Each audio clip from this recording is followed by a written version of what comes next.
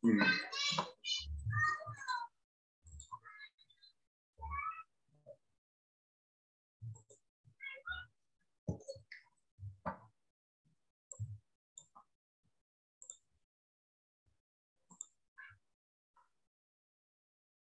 menunggu yang lainnya masuk, kita mulai sekarang. Assalamualaikum warahmatullahi wabarakatuh. Waalaikumsalam warahmatullahi wabarakatuh. Alhamdulillahirabbil alamin. Kita bisa bertemu kembali, masuk ke dalam ruang kelas. Untuk pertemuan ini kita ada dalam bentuk istimewa, yakni di akhir tahun ini kita bersama-sama ngumpul bareng di suatu pesantren secara virtualnya, yakni pesantren Manahil Ilmi di Liuliang Bogor, agar kita menutup akhir tahun ini penuh keberkahan, penuh doa, dan penuh kesadaran kita akan pentingnya kebersamaan dalam mengkader anak didik kita untuk menjadi penerus bagi kita dalam hal mempelajari ilmu-ilmu Al-Quran.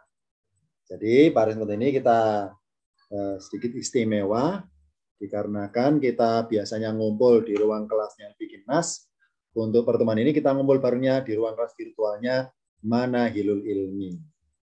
Pada materi tematik hari ini adalah Ulumul Quran, tepatnya dalam judulnya Hurufuz Ziyadati, atau arti singkatnya adalah huruf-huruf tambahan. Akan kita bahas di Al-Quran, huruf-huruf apa saja yang Allah tampilkan di berbagai lafaz di Al-Quran yang statusnya sebagai huruf tambahan. Karena bahasanya banyak atau sub-sub temanya banyak tentang huruf tambahan, maka saya kemas dalam materinya berseri. Untuk pertemuan ini masih seri 1, insya Allah kita akan meneruskan di tahun depan ya. Jadi kita di seri pertama, seri ke-1 kajiannya di tahun 2021. Seri keduanya di tahun depan. Kuliah umum di ruang kelas virtual Manahilul Ilmi, tepatnya hari Senin 2 Desember 2021 jam 20.00. Judulnya adalah Hurufuz Ziyadati atau huruf-huruf tambahan. Karena kita tadi sejenak wisata religi ya, wisata religi ke pesantren Manahilul Ilmi, maka sebagai rangkuman singkat dari tayangan tadi, sebelum kita mulai pelajarannya, kita merenung sebentar pentingnya rasa kebersamaan, kepedulian kepada anak didik kita dalam rangka pembelajaran Al-Quran.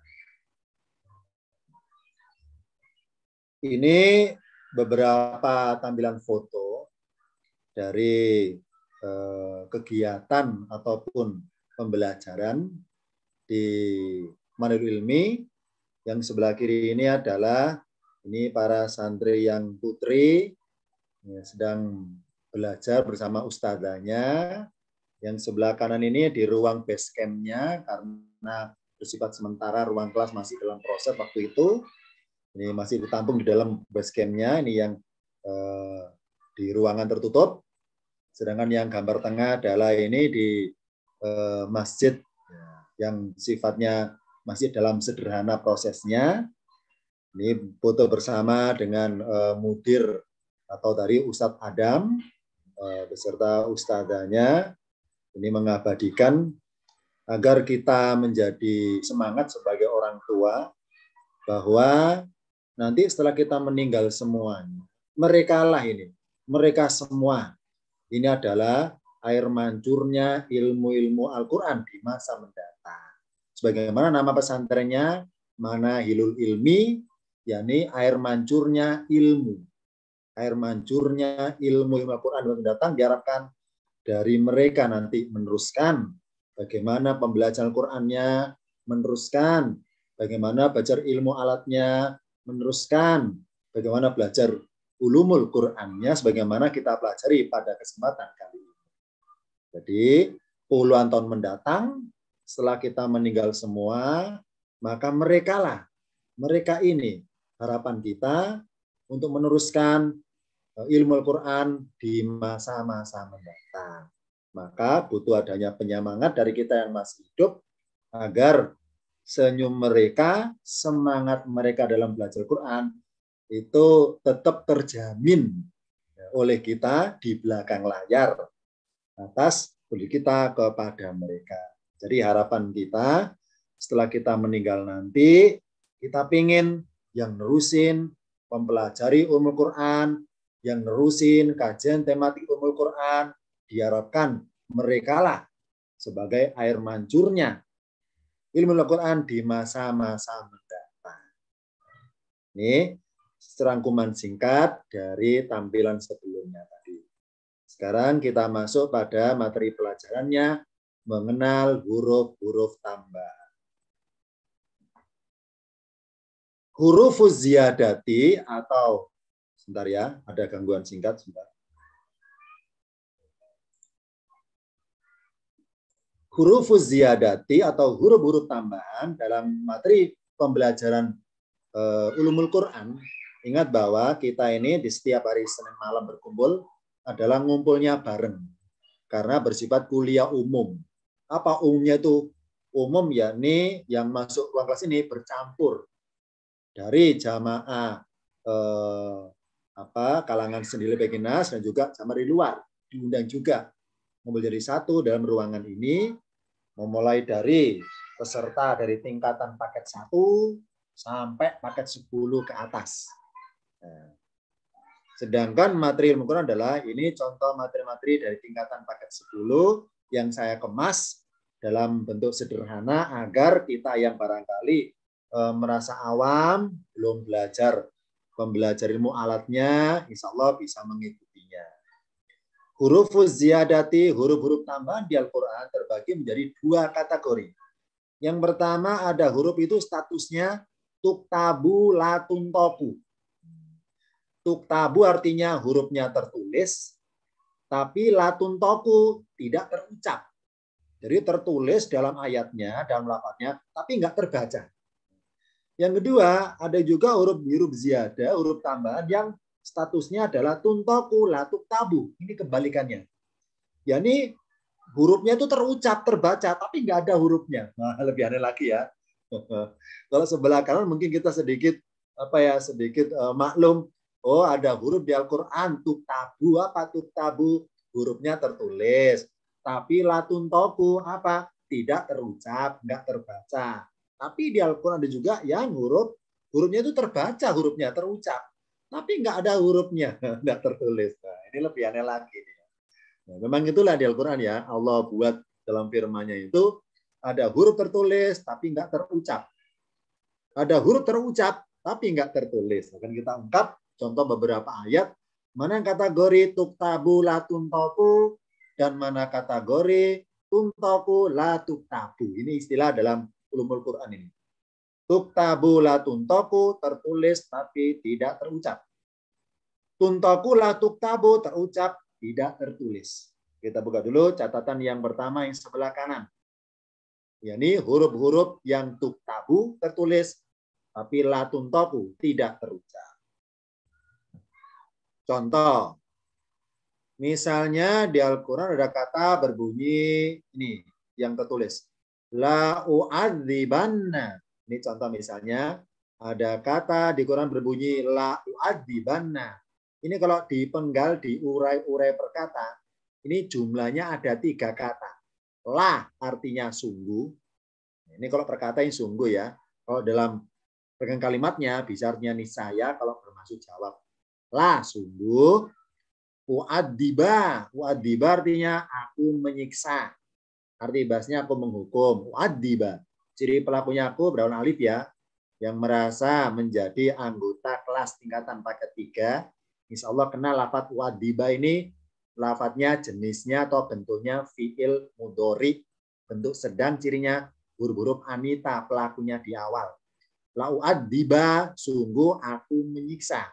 Sedangkan na ini aslinya anna atau inna. Karena disambung dengan fiil atau kata kerja, maka alif berhamzahnya disembunyikan. Tinggal na saja yang tertulis. Na kalau inna atau anna arti aslinya sesungguhnya. Tapi kalau inna atau anna itu menempel bersambungan dengan kata kerja atau fiil, maka berubah istilah artinya benar-benar. Maka dirangkaikan la'u'adibanna. Sungguh aku benar-benar menyiksa. Dalam kurung boleh tambah akan. Sungguh aku benar-benar akan menyiksa. Ini contoh tulisan atau lafaz berawalan lam alif yang alifnya ada hamzahnya. Sebelah kiri, contoh misalnya sama berawalan lam alif. Lam alif, alifnya berhamzah, misalnya berbunyi, misalnya loh ya. La udbihanna. Udbiha. La itu sungguh. Udbiha itu aku menyembelihkan. Tidak loh ya. Aku menyembelih dengan aku menyembelihkan beda. Sebagaimana bahasa Indonesia, aku mengambil dengan aku mengambilkan beda. Kalau aku mengambil, ya aku sendiri yang ngambil. Tapi kalau aku mengambilkan, berarti bermaksud mengambil sesuatu untuk orang lain. Nah, sama di sini aslinya kalau berkata laut bihanna. Sungguh aku benar-benar akan menyembelihkan. Ya. Kalau lau ya, kalau laut bihanna. Sungguh aku benar-benar akan menyembelihkan. Dalam bahasa di Al-Quran, kalau nemu lam alif, ya, lam alif tapi alifnya itu berhamzah. Nah, maka kalimat tersebut hakikatnya berjenis kata kerja atau perbuatan. Karena alif berhamzah itu bukan miliknya lam, tapi miliknya kata yang sebelah kiri ini. Karena pelakunya aku. Karena ciri pelakunya aku, depannya alif berhamzah. Nah, karena alif berhamzah ketemu dengan lam, kalau disambung menjadi bentuk jadi lam alif. Nah, dalam kaidah bahasa di Al-Quran, kalau ada lam alif hamzahnya, maka bacanya lau. La, lamnya fathah, hamzahnya doma, lau. Misalnya, lauman niyannahum, lau'adibanna, misalnya ya. Lauqatti'anna, misalnya. Lau'bihanna, misalnya. Jadi lam alif hamzah bacanya lau. Selalu berwarna la terus lau, lau.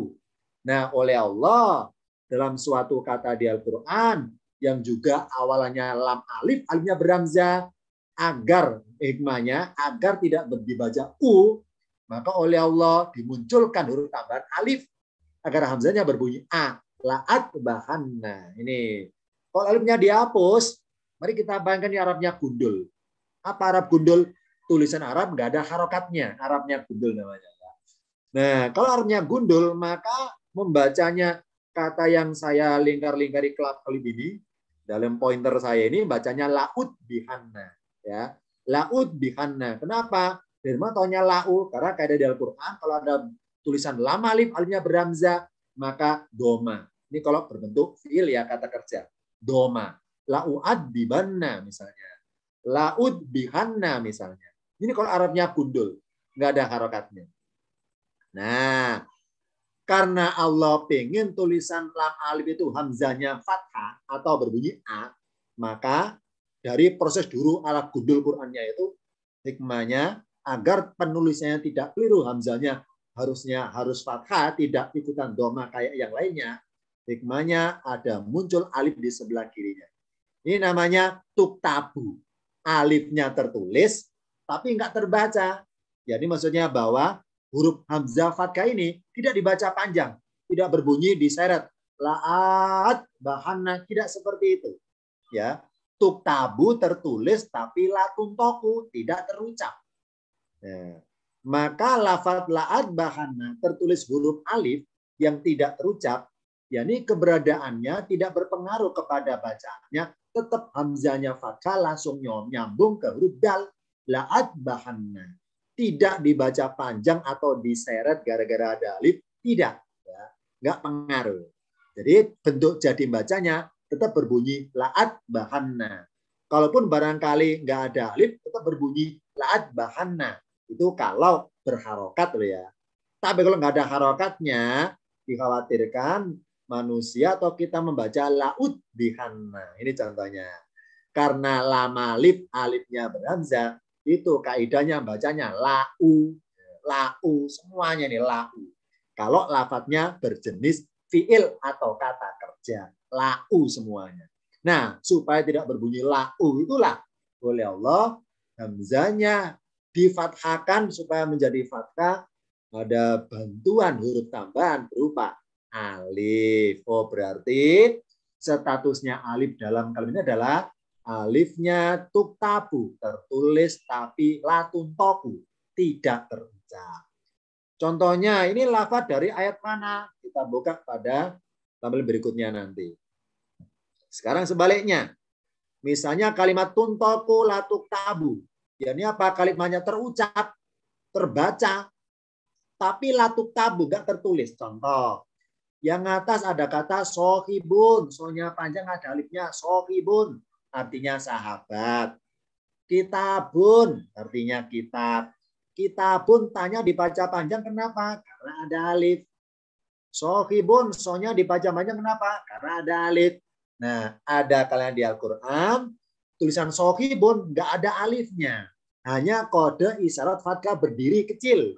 Hanya fathah berdiri kecil. Kalau di atas sohibun fathahnya miring. Kenapa boleh miring? Ya karena sudah ada tanda panjang berupa huruf alif. Sedangkan yang bawah ini, apa alifnya? Latuk tabu. Alifnya nggak tertulis, tapi so-nya dibaca panjang. So dibaca panjang. Mana tanda panjangnya? Engkau nggak ada alifnya? Nggak ada. Isyaratnya ya ini berupa fathah berdiri kecil di sini. Sohibun. Begitu pula kitabun. Di Al-Quran, tulisan kitab atau saya baca tanwin aja ya. Kitabun di Al-Quran 2 penulisan. Ada kalanya Allah dalam firman-Nya tulisan kitabun taknya panjang pakai alif. Ada kalanya tulisan kitabun taknya panjang nggak ada alifnya. Hanya fathah berdiri. Begitu pula di Al-Quran dalam firman-Nya Allah, ada kalanya kata sohibun, sonya panjang pakai alif, kelihatan alifnya. Ada kalanya juga di berbagai ayat yang lainnya, tulisan sohibun, sonya panjang, tapi nggak ada alifnya. Ini contoh. Contoh tulisan di Al-Quran yang terucap dibaca panjang, tapi huruf panjangnya berupa huruf matobi'inya, ibaratnya, huruf alifnya tidak tertulis. Ya. Di Al-Quran ada 2 penulisan. Yang pertama, ada bacaan panjang, huruf panjangnya ada tertulis. Ada lafaz bacaan panjang, tapi huruf panjangnya berupa alif tidak tertulis. Itu istilah namanya tuntoku latuktabu. Apa tuntoku? Terucap, terbacakan panjang, tapi latuktabu tidak tertulis.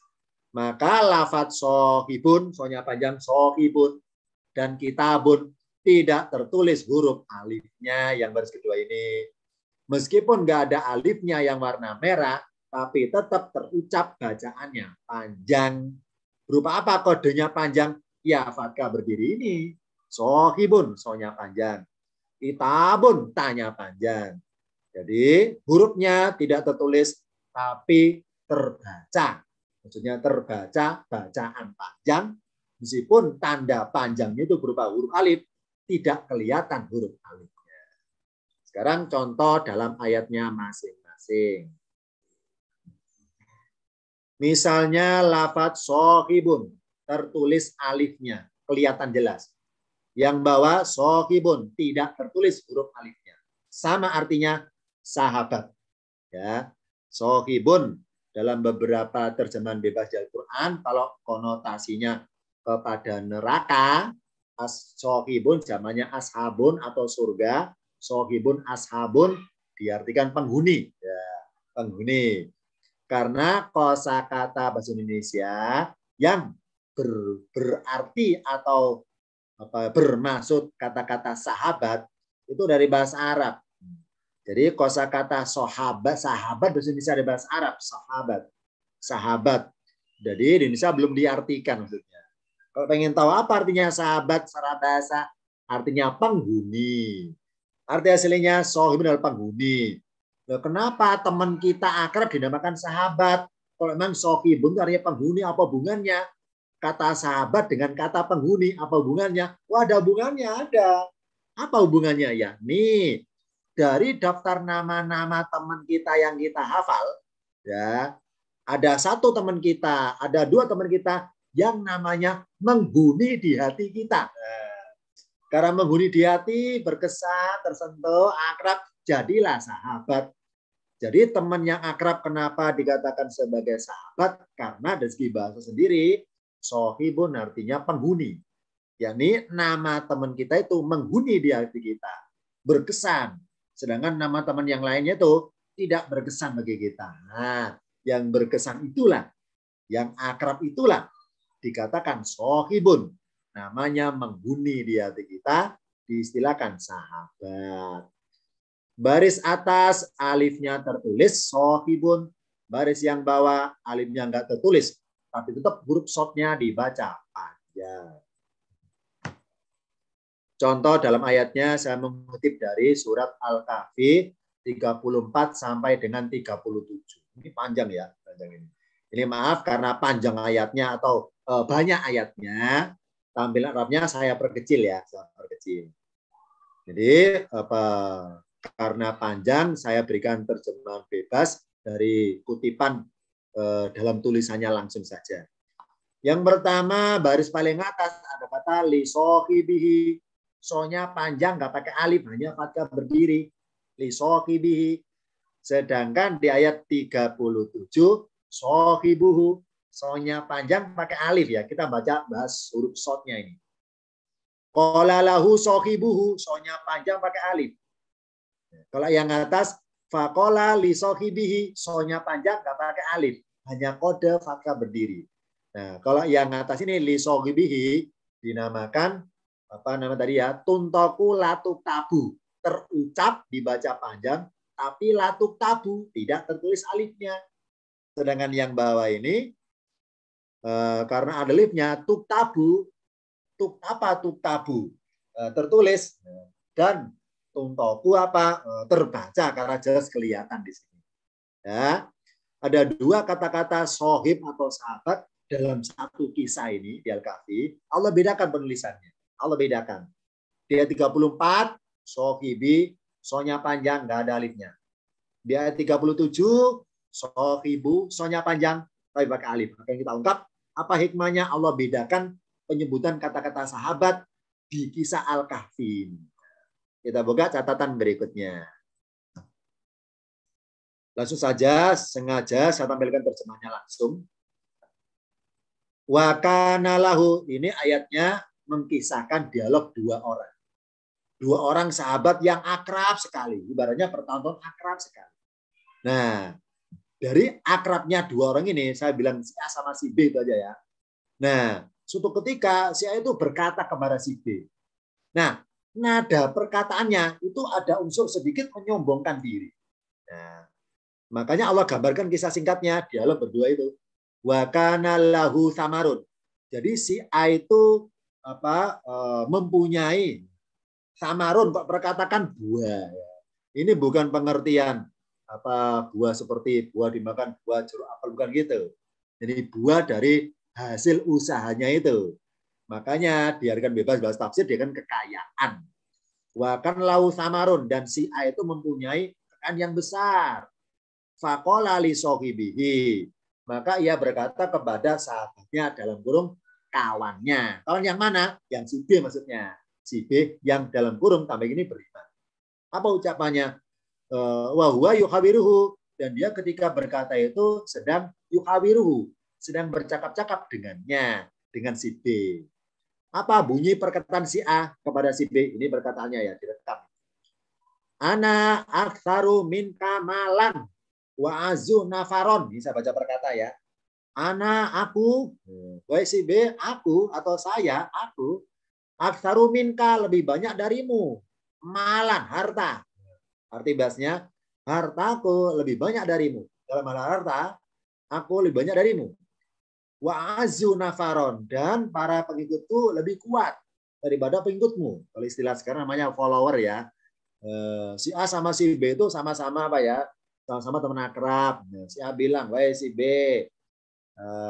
hartaku lebih banyak darimu, followerku lebih banyak darimu, lebih kuat-kuat darimu. Ya. Ini ucapan. Nah, ketika si A berucap kepada si B, itu pakai perasaan. Perasaan apa? Pakai perasaan ini syarat ya, sohibi nggak ada alifnya. Jadi pakai perasaan bahwa si A masih menganggap si B itu sebagai sahabatnya. Terbukti ketika berkata kan yukawiru apa yukawiru bercakap-cakap akrab maksudnya. Jadi ketika si A berkata, wahai si B, ana aktaru min kamalan. Aku lebih banyak darimu dalam hal harta, aku lebih banyak. Ketika berucap ini, itu si A itu berucapnya sambil ada perasaan masih menganggap bahwa si B itu sahabatnya. Ya. Karena inisial sohibu nggak ada alifnya, di los langsung sohibu. Ini dialog direkam dia 34. Yani si A berkata kepada si B, berkata menonjolkan dirinya di hadapan si B, yang si B masih dianggap olehnya sebagai kawan atau sahabat. Nah, jadi ucapannya panjang, selain memamerkan hartanya atau pengikutnya, juga memberikan apa yang dia punya itu. Nah, suatu ketika dia masuk kebun, kemudian mengomentari sendiri kebunnya itu, merasa bahwa kebun ini nggak akan binasa karena tanahnya subur dan sebagainya. Intinya adalah membangga-banggakan harta bendanya, membangga-banggakan apa yang dia punya, dan tidak begitu yakin adanya hari akhir nanti itu. Jadi merasa bahwa hidup di dunia ya di sini saja. Dia merasa menikmati hidupnya itu. Intinya ke sana, intinya. Nah, ketika si A berkata kepada si B dengan ucapan menonjolkan diri, maka si B komentar. Kita buka bagaimana komentar si B pada tampilan berikutnya. Qala lahu sahibuhu. Jadi sahabatnya atau kawannya yang itu berkata. Berkatanya wa yukabiruhu. Ini ya bapaknya ya, biar kelihatan jelas ini Arabnya besar. Wa yuqribuhu, dan dia bercakap-cakap dengannya. Komentar akhirnya. Akafarta, ini kok berkata, apakah kamu telah ingkar, telah kafir, telah ingkar dalam kurung billadzi khalaqaka, kepada dalam kurung Tuhan yang khalaqaka telah menciptakan kamu min turabin, dari tanah. Dalam bahasa Al-Quran, turabun adalah butiran tanah yang terkecil. Makanya para mufasir biasa diartikan turab itu debu ya. Apa debu itu? Butiran tanah yang terkecil. Billadzi khalaqaka min turabin. Yani apakah kamu itu sekarang telah ingkar atau kafir terhadap Tuhan yang telah menciptakan kamu dari tanah. Suma min nutfatin, kemudian dari nutfah. Suma sawaka rojulan. Kemudian dia menjadikanmu seorang laki-laki dalam kurung yang sempurna. Ini tanda tanya. Ketika si B berkata kepada si A yang tadi menonjolkan diri, yang tadi si A itu menyombongkan diri, maka si B itu berkatanya pakai perasaan ada alifnya. Ada alifnya. Jadi apa alif ini? Dalam bahasan pelajaran Ummul Quran dengan paket 10, ini alif namanya huruf alif pembatas. Maksudnya pembatas apa? Pembatas hubungan keakraban. Jadi ketika si B itu dalam tanda kutip dihina atau diejek, direndahkan oleh si A, bahwa si A itu punya segalanya, ya, maka si B menjawabnya pakai perasaan sudah tidak merasa bersahabat lagi, sudah tidak merasa akrab lagi, sudah merasa tidak seiman lagi. Maka oleh Allah untuk menggambarkan bahwa ucapan si B itu perasaannya beda dengan si A ketika berucap, maka unsur pembedanya berupa dimunculkan huruf alif di sini. Nah, alif ini alif pembatas. Jadi persahabatan dari sudut pandang si B kepada si A, si B merasa sudah putus hubungan lagi sahabatnya, putus keakrabannya, karena tidak sepaham lagi dengan si A tentang ketuhanan, tidak sepaham lagi dengan si A tentang konsep kehidupan atau rasa syukur dan sebagainya. Ini. Maka oleh Allah yang sohibi yang atas soalnya nggak ada alifnya. Karena ketika si A berkata, si A masih menganggap si B itu sahabat akrabnya. Nah, sedangkan si B ketika membalas perkataan kepada si B berkata dengan perasaan sudah nggak ada lagi hubungan keakraban karena sudah beda keyakinan ternyata.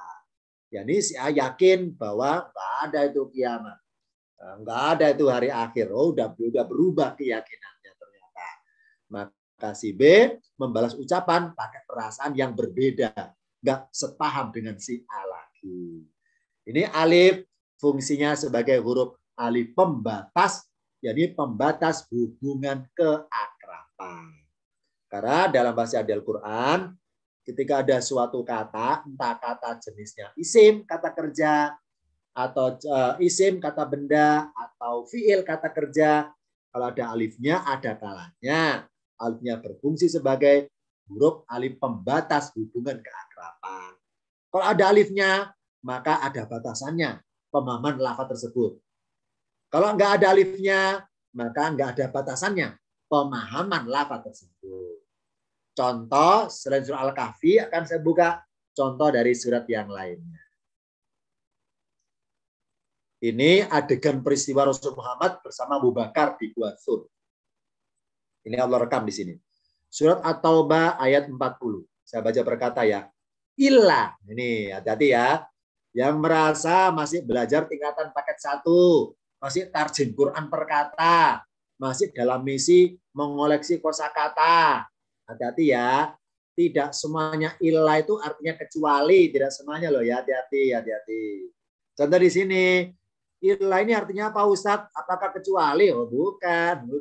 Kalau gitu apa dong? Nah, ayo yang merasa belajar tingkatan paket 7. Nah ini paket 7 tahu ini. Karena yang bisa mengungkap illa itu apa 1 kata atau 2 kata itu paket 7. Kenapa? Karena tingkatan paket 7 belajar i'rabul Quran ya, mengi'rab Al-Quran. Jadi mengupas perubahan harokat, mengupas perubahan tanda baca. Itu tingkatan paket 7. Di sini tulisan illa aslinya terdiri 2 kata. In ditambah la. Bentar ya. Mumpung ada papan tulisnya di ruang kelas pesantren Manul Ilmi sudah disiapin oleh petugasnya, akan saya pakai. Bentar ya. Saya ambil pulpen dulu atau spidolnya untuk menuliskan di layar langsung tentang lafadz illa, bahwa lafadz illa itu hakikatnya bukan 1 kata, bukan artinya kecuali, tapi artinya in jika, la tidak, in la. Nah, saya ambil dulu pulpennya atau spidolnya, saya pakai warnanya misalnya biru aja ya, biar kelihatan di layar. Nah, biru. Sambil menunggu saya ngambil pulpen spidol, silakan diseruput kopinya, ya, diceleput cemilannya, kita santai aja ya. Ini kuliahnya terbuka untuk umum, ya, umum ini ya, tidak terlalu formal kemasannya. Jadi tulisan illa itu ini aslinya, saya tulis ya sebelah kanan, in ditambah la, in la, ini aslinya, in la. In artinya jika boleh, apabila juga boleh. La dalam ayat ini arti perkata tidak, inla jika tidak dengan perkata. Nah oleh Allah tulisan inla, nunnya dilebur jadi 1 ke sebelah kiri. Ya. Karena dilebur makanya bentuk jadi di layarnya lamnya bersida bertasdid menandakan hurufnya double illa. Illa. Nah ya. Nah, illa jika kalian tidak menolongnya. Ini ayatnya bermaksud Allah menyindir. Menyindir orang-orang yang ada di Madinah waktu itu. Yang mereka, ya, dan tanda kutip, ketika Rasul mengajak perang, mereka nggak mau dengan berbagai alasannya. Ya. Nah, alasan yang paling ekstrim adalah, gini bahasa saya, Muhammad, perang itu resikonya mati. Perang resikonya mati. Kami di rumah aja lah, aman, nggak akan mati. Itu kesannya. Makanya turun ayat mengenai bahwa meskipun kalian berada di benteng yang kokoh, niscaya kematian yudrikumul maut gitu ya. Nah, sama di sini. Jika kalian tidak menolongnya, nanti siapa? Rasul Muhammad. Jadi Rasul itu mengajak orang-orang di Madinah untuk berperang, itu maaf ya, kasarnya, bukan berarti Rasul itu takut. Kemudian minta bala bantuan, minta pengawalan, enggak gitu ya. Enggak gitu. Intinya adalah Rasul itu ngajak orang Islam perang, itu mengajaknya tidak bermaksud, ini hikmah ya, tidak bermaksud Rasul itu takut supaya dikawal, enggak gitu. Jadi hikmahnya adalah Rasul mengajak para sahabat perang karena perang adalah suatu acara, ibaratnya gawe besar, suatu acara yang bisa berpeluang untuk manusia itu mencari kesempatan mulia. Nah, itu hikmahnya. Jadi ibaratnya kasarnya barang siapa pengen mati jalan pintas ya. Jalan pintas tapi mulia loh ya. Jadi mati dalam perang. Itu jalan pintas dengan cara mulia. Illa tansuru, jika kalian tidak menolongnya, faqad nasarahullahu, maka sungguh Allah telah menolongnya. Ini kasarnya Allah bilang, wahai orang Madinah, kalaupun kalian itu nggak bersedia diajar Rasul Muhammad berperang, dan kalian nggak mau menolong Rasul, menolong untuk mengalahkan bersama-sama, mengalahkan orang Quraisy Mekah itu, kasarnya nggak masalah.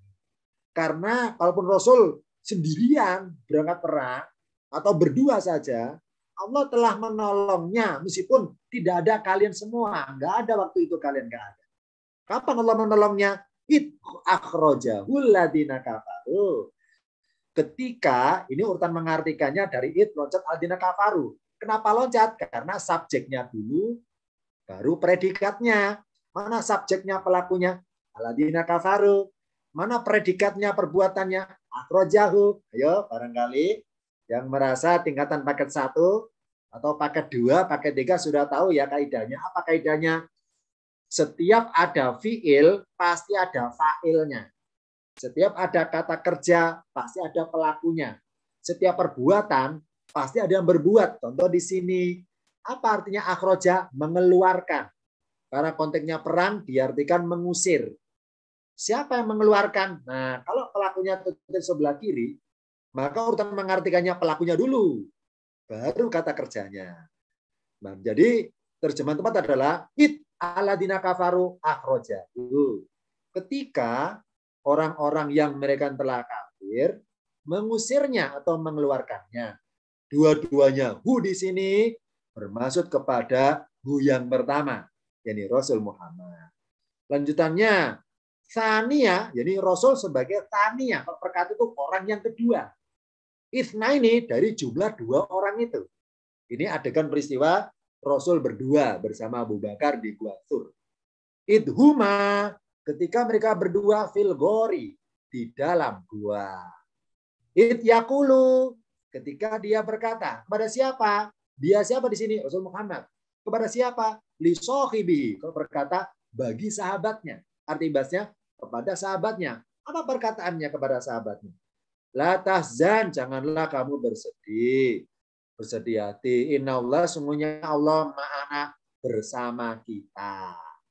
Di sini kata-kata sohibi yang artinya sahabat, Allah inisialkan nggak pakai alif ya.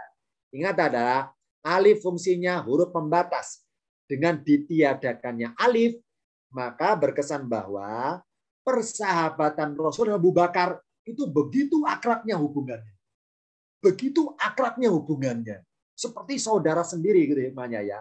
Tanpa batasan huruf alif sekalipun. Mana buktinya? Terbukti dalam adegan di sini Rasul diinisialkan dalam adegan masuk guanya itu. Rasul itu Tsania. Rasul adalah orang yang kedua. Yang pertama siapa dong? Abu Bakar. Jadi ibaratnya adegannya singkatnya.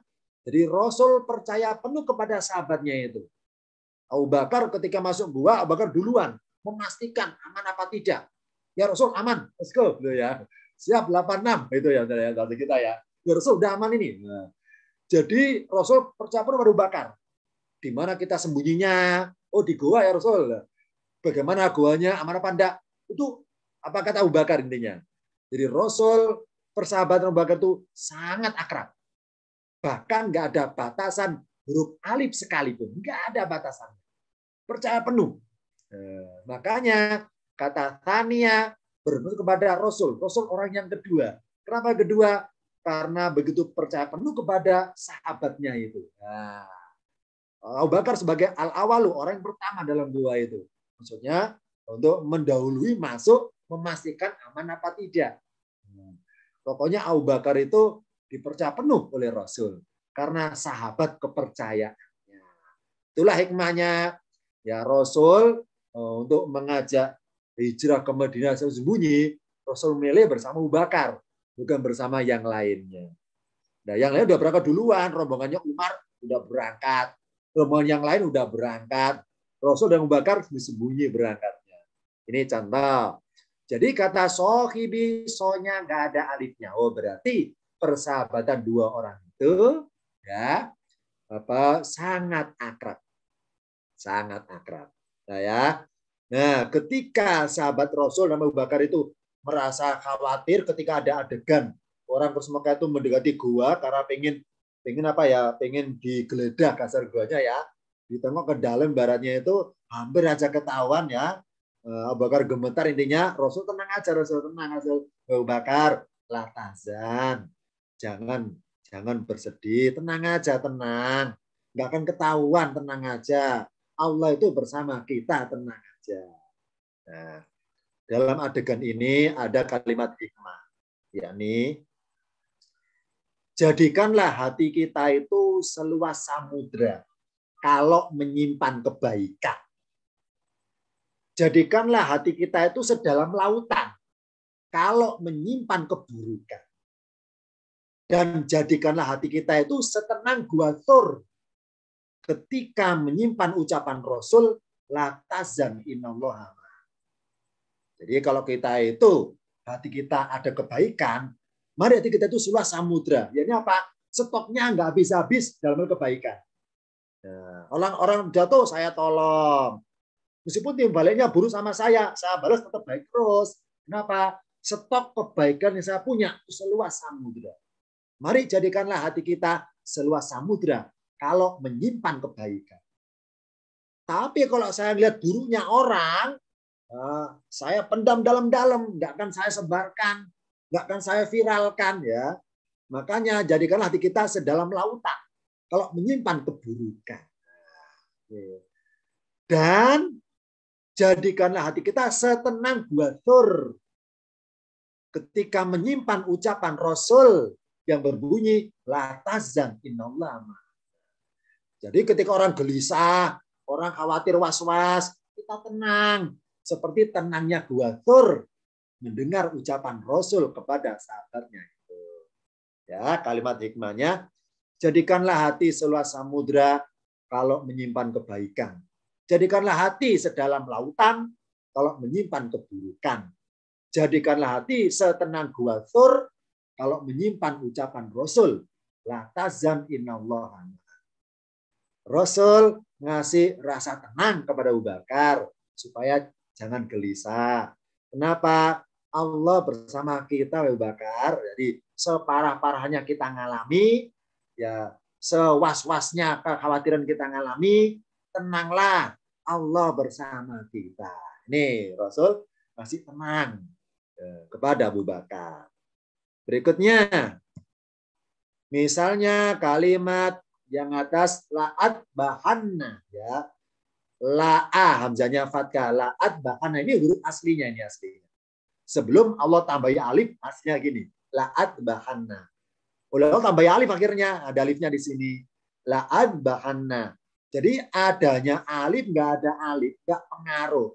Tetap hamzanya loncat, bacanya ke huruf dal. La'at bahanna. Kenapa? Sebagaimana tulisan aslinya.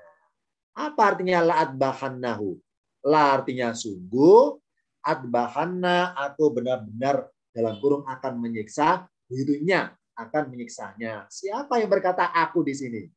Dalam ayatnya adegannya adalah ini sepenggal kisah Nabi Sulaiman alaihissalam. Kita buka catatan ayat berikutnya. Saya ngutip dari surat An-Naml 21. Ya. Ini sebenarnya hanya panjang ya, dialognya panjang. Di suatu ketika Nabi Sulaiman itu mengumpulkan ibaratnya pasukannya ataupun anggotanya dari kalangan hewan dan sebagainya, dan ibaratnya mengabsen siapa yang nggak hadir di absen ibaratnya. Nah ternyata ada satu ekor burung nggak hadir namanya hudhud. Ya. Jadi ketika burung hudhud nggak hadir dalam barisan, Sulaiman tanya bahasanya, mana hud, mana hudnya? Oh, nggak ada raja, nggak ada. Kemana nggak ada? Nah, jadi di absen ya. Nah, jadi Sulaiman sedang mengabsen pasukannya. Tapi kalau di ruang kelas ini tenang ya, nggak ada absen, nggak ada kok. Jadi barang siapa terlambat masuk, langsung aja masuk ya, langsung aja. Nggak usah ketok pintu ya, karena pintu kelas saya buka terus ya. Nggak usah lapor, Ustadz, saya hadir. Ustadz, saya hadir, nggak harus, nggak apa. Ya, nggak harus bilang hadir. Kenapa? Justru kalau masuk terlambat bilang hadir, ketahuan terlambat nanti mana. Langsung aja masuk nyelonong, duduk, diam, bareng kelas, nggak usah bilang-bilang, Ustadz saya hadir, malah ketahuan terlambat nantinya. Nggak usah bilang-bilang ya, karena saya tidak mengabsen. Yang mengabsen hanya Nabi Sulaiman saja yang mengabsen. Nah, kenapa Sulaiman bilang, la'u'adzibannahu. Sungguh aku benar-benar akan menyiksa hudhud ya, karena dalam barisan nggak hadir. Dengan adaban sadidan, dengan siksa yang berat ibaratnya. Kalau siksa yang berat itu sangat ya. Terserah penafsirannya karena tanwin isim nakiro, boleh sangat pedih, boleh sangat berat, pokoknya sangat kalau berkata. Atau dibaca ini hamzanya fathah la'at bahannahu, atau sungguh aku benar-benar akan menyembelihnya. Atau layak tiani, sungguh dia datang padaku dengan membawa berita, sultanin mubinin, dengan kabar atau berita yang jelas ibaratnya. Kalau alasan yang tepat, maka hudhud nggak akan aku hukum, itu intinya ke sana. Jadi Sulaiman sudah mewanti-wanti, nanti hudhud kalau balik ke barisan lagi, kalau baliknya itu terlambat alasan nggak tepat, maka ibaratnya disetrap ya, berupa apa? Akan dihukum oleh Sulaiman. Tapi kalau baliknya terlambat ternyata ada alasan tepat, ada sultan mubinin, maka tidak dihukum. Di sini lafat la'at bahanahu, huruf alifnya ya tertulis tapi tidak terbaca. Kenapa? Karena sebagai huruf pembeda. Ingat bahwa kode lingkaran kecil di atas alif ini bukan sukun loh ya. Ini karena saya ngutip Quran Standar Madinah. Di Quran Madinah itu tanda sukun bukan lingkaran kecil, tapi seperti tanda koma. Ini contohnya ya. Ini di atas dal ada koma kan ya. Ini tanda sukun. Contoh lagi, au layati, au wawunya ada tanda sukun. Layati hamzanya tanda sukun. Sedangkan au ini yang atas au la'at bahana, tulisan at bahana alifnya lingkaran kecil, bukan tanda sukun. Apa kode lingkaran kecil ini? Maksudnya bahwa huruf tersebut tertulis tapi tidak terbaca. Itu intinya ke sana. Jadi huruf ini sebagai huruf pembeda. Membedakan apa? Membedakan huruf hamzah yang sebelah kanan itu. Kenapa dibedakan? Supaya hamzah yang pada kalimat la'at bahamna, hamzahnya supaya dibaca fathah. Tidak ikut-ikutan dibaca doma kayak di awal ayat ini. Berbunyi la'u. Karena dalam berbagai ayat di Al-Quran oleh Allah, Allah kasih kaidah ibaratnya itu kepastian tulisan. Kalau ada lam alif pakai hamzah dan lafadznya adalah fi'il kata kerja, maka hamzahnya selalu doma, la'u. Semuanya la'u, la'u, la'u. Nah, supaya tidak berbunyi la'u ketika baca la'at bahannya, maka diadakanlah huruf alif sebagai sebab bahwa karena alif identik bunyi A, intonasi baris atas. Makanya berbunyi bentuk jadi la'at bahannahu. Kalau nggak ada alifnya, maka berbunyi la'ut. Hamzahnya doma, la'ut. Supaya tidak ut atau supaya tidak la'u, supaya berbunyi la'a, maka dimunculkanlah namanya harfu zaidin, huruf tambahan. Ditambahkan hurufnya tidak bermaksud ibaratnya itu merubah bacaan, tidak. Hanya bermaksud sebagai kode bahwa hamzah di sini tidak dibaca panjang tapi dibaca fathah, bukan dibaca doma seperti hamzah yang sebelumnya. Ini namanya dalam kaidah tingkatan paket 10 ulumul Quran namanya huruf alif pembeda. Karena namanya farikotun. Hurufnya farikotun sebagai farikotun pembeda. Karena huruf alif banyak huruf alif di Al-Quran banyak fungsinya. Ada alif sebagai pembatas, Alif sebagai pembeda. Nah, dalam hati ini alif sebagai huruf pembeda, yakni pembeda untuk huruf hamzah. Bahwa hamzah yang dilafat la'adbahanna, hamzah dibaca fathah. Maksudnya kalau nggak ada harokatnya Arab gundul, diharokati hamzahnya fathah. Sedangkan yang di awal ayat, lam alif dan hamzahnya, kalau nggak ada harokatnya, diharokati doma. Ini hikmahnya muncul huruf tambahan berwujud huruf alif yang ditambahkan oleh Allah di sini bermaksud isyarat bahwa pembeda untuk huruf hamzah. Surat An-Naml ayat 21. Berikutnya. Sekarang kata syai'in. Tulisan syai'in di Al-Qur'an atau dalam bahasa Arab yang asli seperti ini yang atas syai'in, shin, ya, hamzah, syai'in. Tapi ada kalanya Allah di Al-Quran, tulisan syai'in, Allah munculkan huruf alif di tengah-tengah antara sin sama ya. Meskipun ada alifnya, bacanya bukan sanya panjang, bukan diseret syai'in, bukan gitu ya. Tetap sama, bacaan dengan di atas sama, syai'in. Nah, apa hikmahnya Allah tambahkan alif di sini?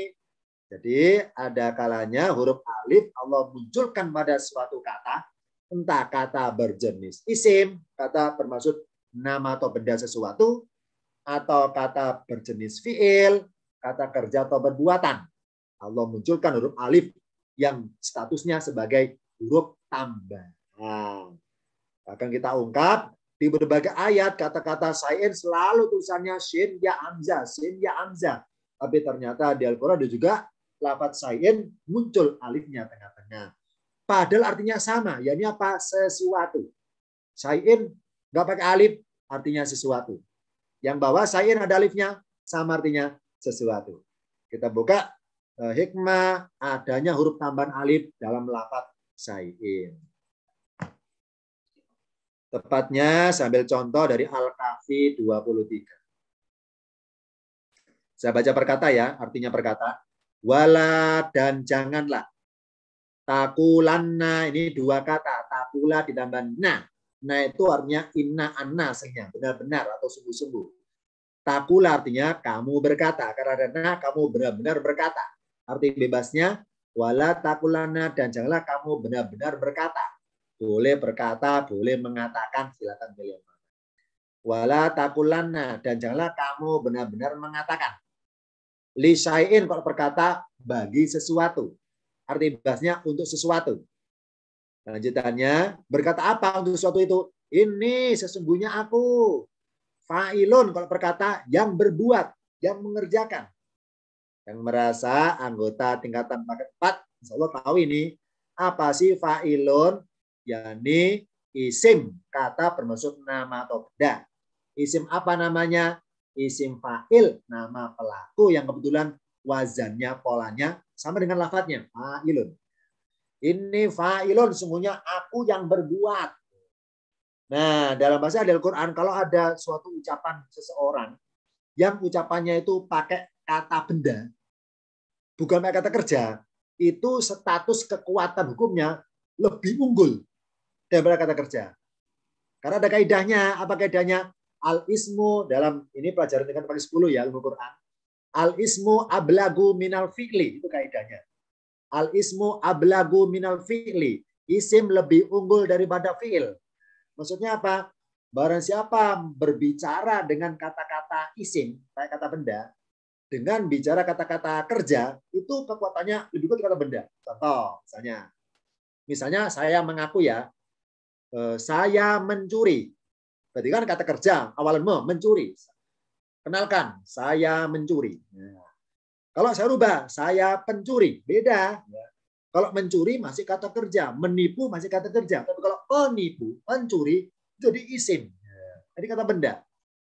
Sama di sini. Kalau berbunyi saya rubah, ini pakai kata kerja af'alu. Ini af'alu. Sesungguhnya aku berbuat. Kalau berbunyi ini af'alu, masih kata kerja. Tapi kalau ini fa'ilun, pakai kata benda. Lebih kuat.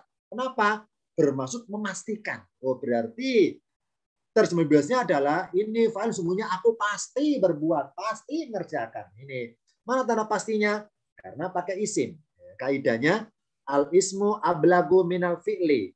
kata bermaksud nama atau benda lebih unggul daripada kata kerja. Karena seorang mengaku sebagai kata benda lebih unggul daripada kata kerja. Bagaimana? Saya menipu dengan saya penipu beda. Lebih kuat pengakuan saya penipu. Kalau saya menipu berarti ibaratnya sekarang sedang menipu, besok enggak, besok tidak, atau kemarin tidak. Tapi kalau berbunyi saya penipu, berarti apa? Sering menipu, maka jadilah penipu.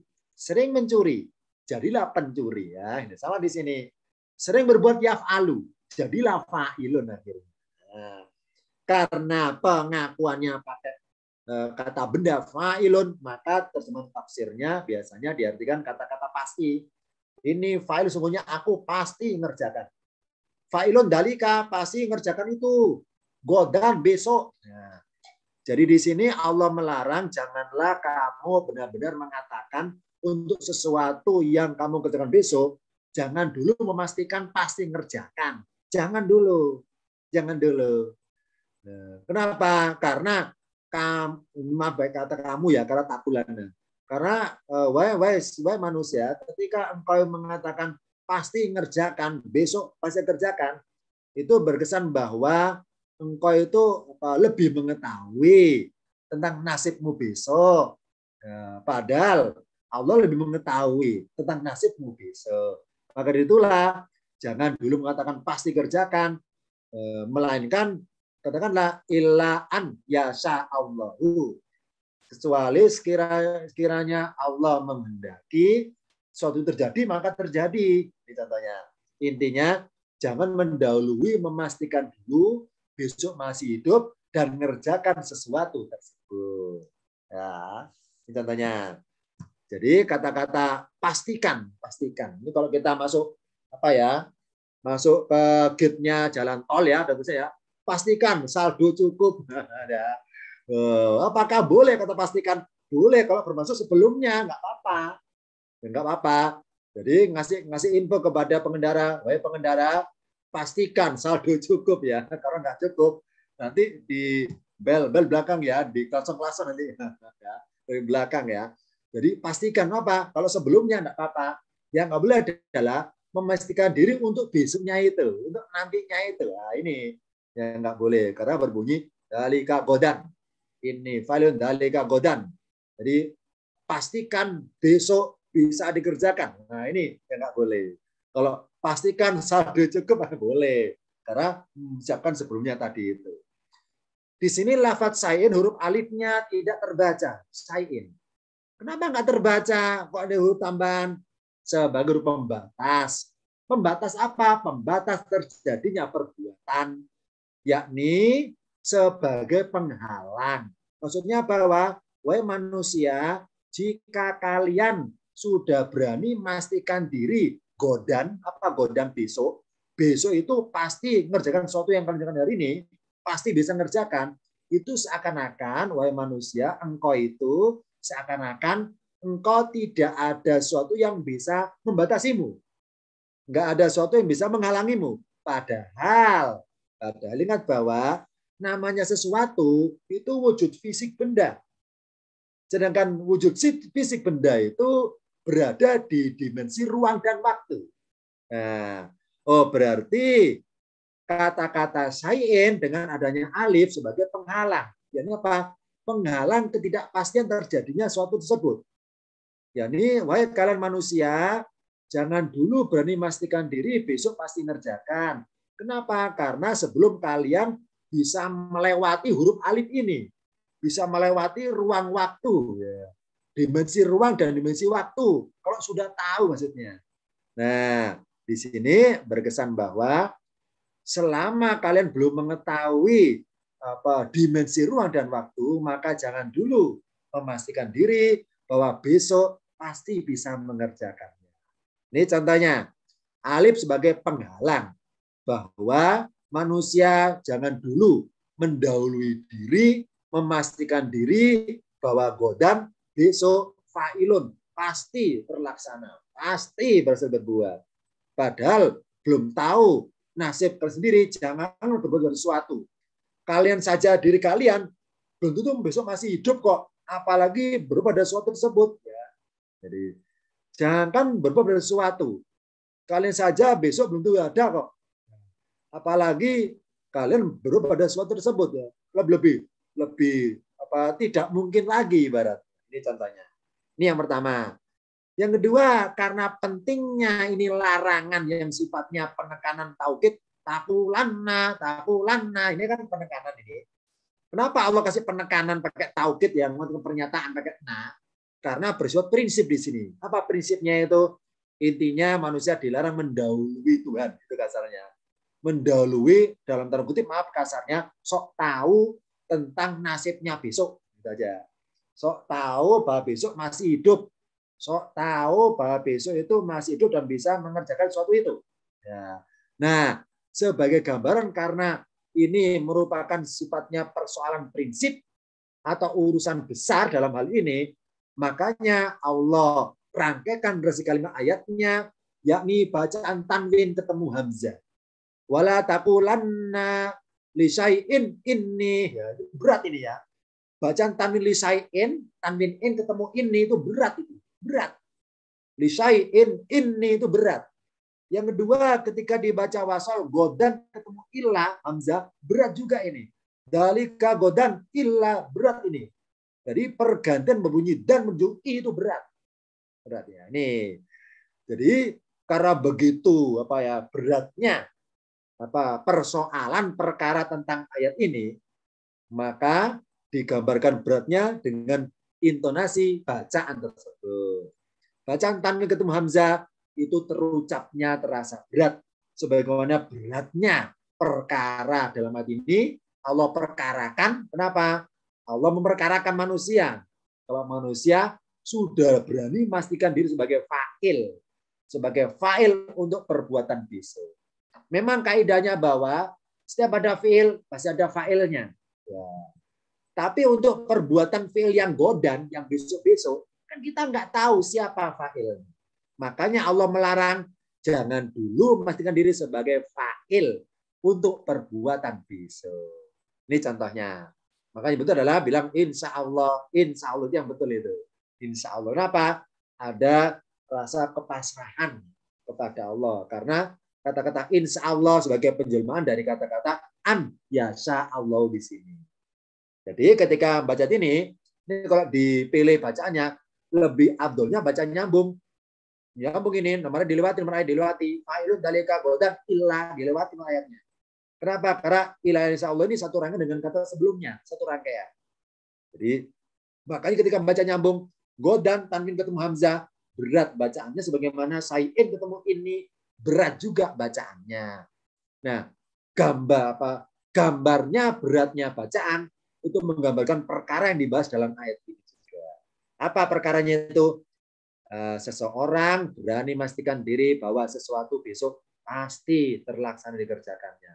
Makanya supaya kepastian dia itu belum tentu pasti, Allah munculkan penghalang bagi dia berupa huruf alif penghalang ini. Penghalang. Jadi apa? Wahai si A, sebelum Anda besok berbuat sesuatu, tolong bisa enggak melewati penghalang waktu? Bisa enggak melewati penghalang tempat, uang, dan waktu? Kalau bisa melewati, maka bisa menemukan sesuatu itu. Karena adanya sesuatu itu berada di dimensi ruang dan dimensi waktu. Ini hikmahnya Allah munculkan huruf tambahan berupa alif di tengah-tengah lafaz sayin yang artinya sesuatu. Silakan diseruput lagi ya kopinya, silakan. Ini saya ini juga ini ya ada minumnya nih ya. Ini di endorse ya, di endorse. Ya. Jadi karena akhir tahun ya, jadi cuci gudang, via perusahaan yang benar-benar itu mengendorse akhirnya. Berikutnya ada biaidin, kalau berkata dengan tangan-tangan. Tulisan biaidin kalau huruf aslinya yang atas ini. Bi dengan aidin jamak tangan-tangan. Ternyata di Al-Quran ada juga kata-kata dengan tangan-tangan. Kalau berkata ya, dengan tangan-tangan. Biaidin. Allah munculkan huruf ya, huruf tambahannya. Jadi huruf ya yang nggak ada harokatnya, nggak ada tanda baca. Ingat bahwa kita itu membaca Quran, baca apanya sih? Baca hurufnya. Huruf yang mana? Huruf yang ada tanda bacanya. Nah, kalau ada tanda bacanya, ya nggak usah dibaca kalau nggak ada tanda bacanya. Termasuk di sini. Biaidin. Jadi ketika baca ai, langsung baca din. Biaidin. Ya warna merah, nggak usah dibaca. Kan nggak ada tanda bacanya. Ini kalau pengertian kasar seperti itu ya.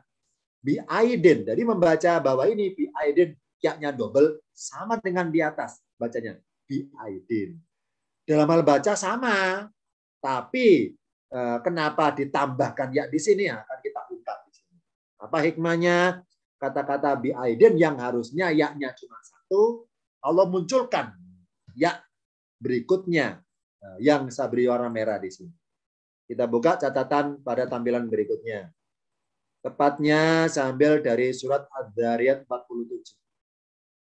Saya baca berkata, wasama'a dalam itu, satu itu ya, karena isim ma'rifat, karena tertentu, terjemahnya bertambah itu. Wasama'a banainaha. Dalam itu kami membangunnya. Kami ini Allah ya. Biaidin, kalau artinya kan dengan tangan-tangan. Kalau dalam bahasa tafsir di Indonesia diartikan dengan kekuasaan. Mengenai berubahnya terjemahan dari arti aslinya menjadi artinya dengan tangan-tangan dirubah kekuasaan. Ini memang kebijakan di sini, kebijakan. Karena ini menurut yang saya pelajari, para mufasir itu ada dua kategori dari sisi periodenya ya, periodenya. Jadi ada para ulama mufasir itu kholaf itu zaman sekarang, ada ulama mufasir itu salaf, saat itu zaman dulu kuno ya. Jadi para ulama salaf dan para ulama kholaf. Bedanya apa? Beda. Kalau para ulama kholaf zaman sekarang ketika memberikan suatu terjemahan dalam kitab karangan tafsirnya itu sangat-sangat bijaksana. Yakni mengambil suatu terjemahan yang tepat untuk pendekatan kepada mereka yang masih awam supaya nggak salah paham tentang profil Tuhannya itu. Jadi kata-kata aidin kan diperkatakan dengan tangan-tangan. Lah kalau dengan perkata letrek dengan tangan-tangan, maka dikhawatirkan ya kitab tafsir si karangan mufasir itu di Indonesia itu ya karena dikomersilkan dijual untuk umum yang beli orang awam terus baca kata-kata tangan-tangan dikhawatirkan terbayangkan dalam dia itu berarti Allah itu kayak makhluk ya. Allah itu kayak makhluknya ya, jadi punya bagian-bagian organ fisik Tuhan itu punya bagian-bagian. Ada tangan, ada kaki. Jadi, nah supaya tidak dikhawatir ke sana, maka dirubahlah terjemahnya dengan kekuasaan. Ini menyelamatkan akidah yang barangkali masih lemah. Ini yang ulama kholaf. Jadi, tapi kalau ulama salaf dulu itu mengatakan apa adanya, nggak berani merubah apapun. Karena mereka sangat hati-hati ketika mengartikan kepada suatu kosakata yang diidentikan kepada Allah, sangat hati-hati supaya tidak tergambarkan Allah tidak diserupakan dengan yang lainnya, sangat hati-hati ulama salaf. Kalau ulama kholaf sangat bijaksana. Benar biaidin dengan kekuasaan dalam kurung kami.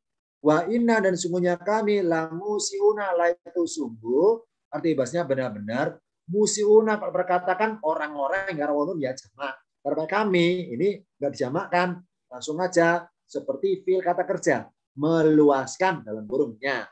Sungguh kami benar-benar meluaskannya.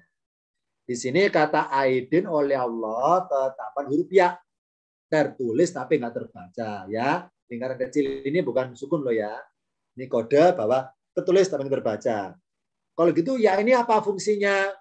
Dalam kajian tingkatan paket 10 Quran ini namanya huruf ya itu huruf penglipat gandaan. Jadi masing-masing huruf hijaiyah itu punya sifat-sifat. Kalau dalam kaidah tajwid sifatnya bermaksud makhrajul huruf. Kalau kajian Quran sifatnya bermaksud makna filosofi. Misalnya huruf ba apa sifatnya? Huruf pesertaan. Huruf mim apa sifatnya? Alamatul jam'i. Huruf tanda jamak. Huruf alif apa sifatnya? Farikotun huruf pembeda. Huruf ya apa sifatnya? Huruf pelipat gandaan. Huruf nun apa sifatnya? Huruf ananion pengakuan diri. Jadi masing-masing huruf punya sifat-sifat mana filosofi. Sama di sini. Aidin pakai ya-nya double ya. Apa huruf ya itu fungsinya kok diadakan di sini? huruf penglipat gandaan. Maksudnya apa ya? Ini menggambarkan lipat gandanya kerumitan penciptaan langit dibanding penciptaan manusia. Jadi aidin ini 2 kali lipat ya-nya, aidin. Karena ada ayatnya ini di surat yang lain. Allah menyindir orang-orang yang tidak percaya adanya hari kebangkitan. Allah menyindir orang-orang yang tidak percaya namanya hari kehidupan setelah kematian, nggak percaya karena mereka ingin bahwa kalau kita sudah mati, remuk, lenyap, ya sudah, nggak ada kehidupan lagi, nggak mungkin bisa terangkai lagi apa tulang-tulang yang berserakan apa lenyap itu. Nah, Allah sindir, wahai manusia, antum asadu khalqan amis sama. Antum apakah kalian ini ya asadu khalqan ini kalau berkata itu lebih sangat lebih sulit penciptaannya amis sama ataukah langit yang lebih sulit. Banaha yang kami telah membangunnya itu intinya adalah ketika manusia itu tidak yakin bahwa jasadnya nanti sudah lenyap itu bisa diri kembali, maka Allah sendiri bahwa Allah itu menciptakan langit bumi yang dalam tanda kutip dibanding manusia ya, tingkat kerumitannya itu lebih rumit. Allah bisa menyusun kembali langit yang sudah hancur dengan kiamat itu, bisa. Apalagi menyusun manusia kerangka lebih bisa lagi, ini hikmahnya perbandingannya. Jadi Allah itu maha hebat, bisa menyusun kembali langit-langit, bisa kembali alam semesta yang sudah rusak karena lenyap dengan kiamat itu, bisa kembali, apalagi yang nyusun seorang manusia kecil, nggak ada apa-apanya. Ya.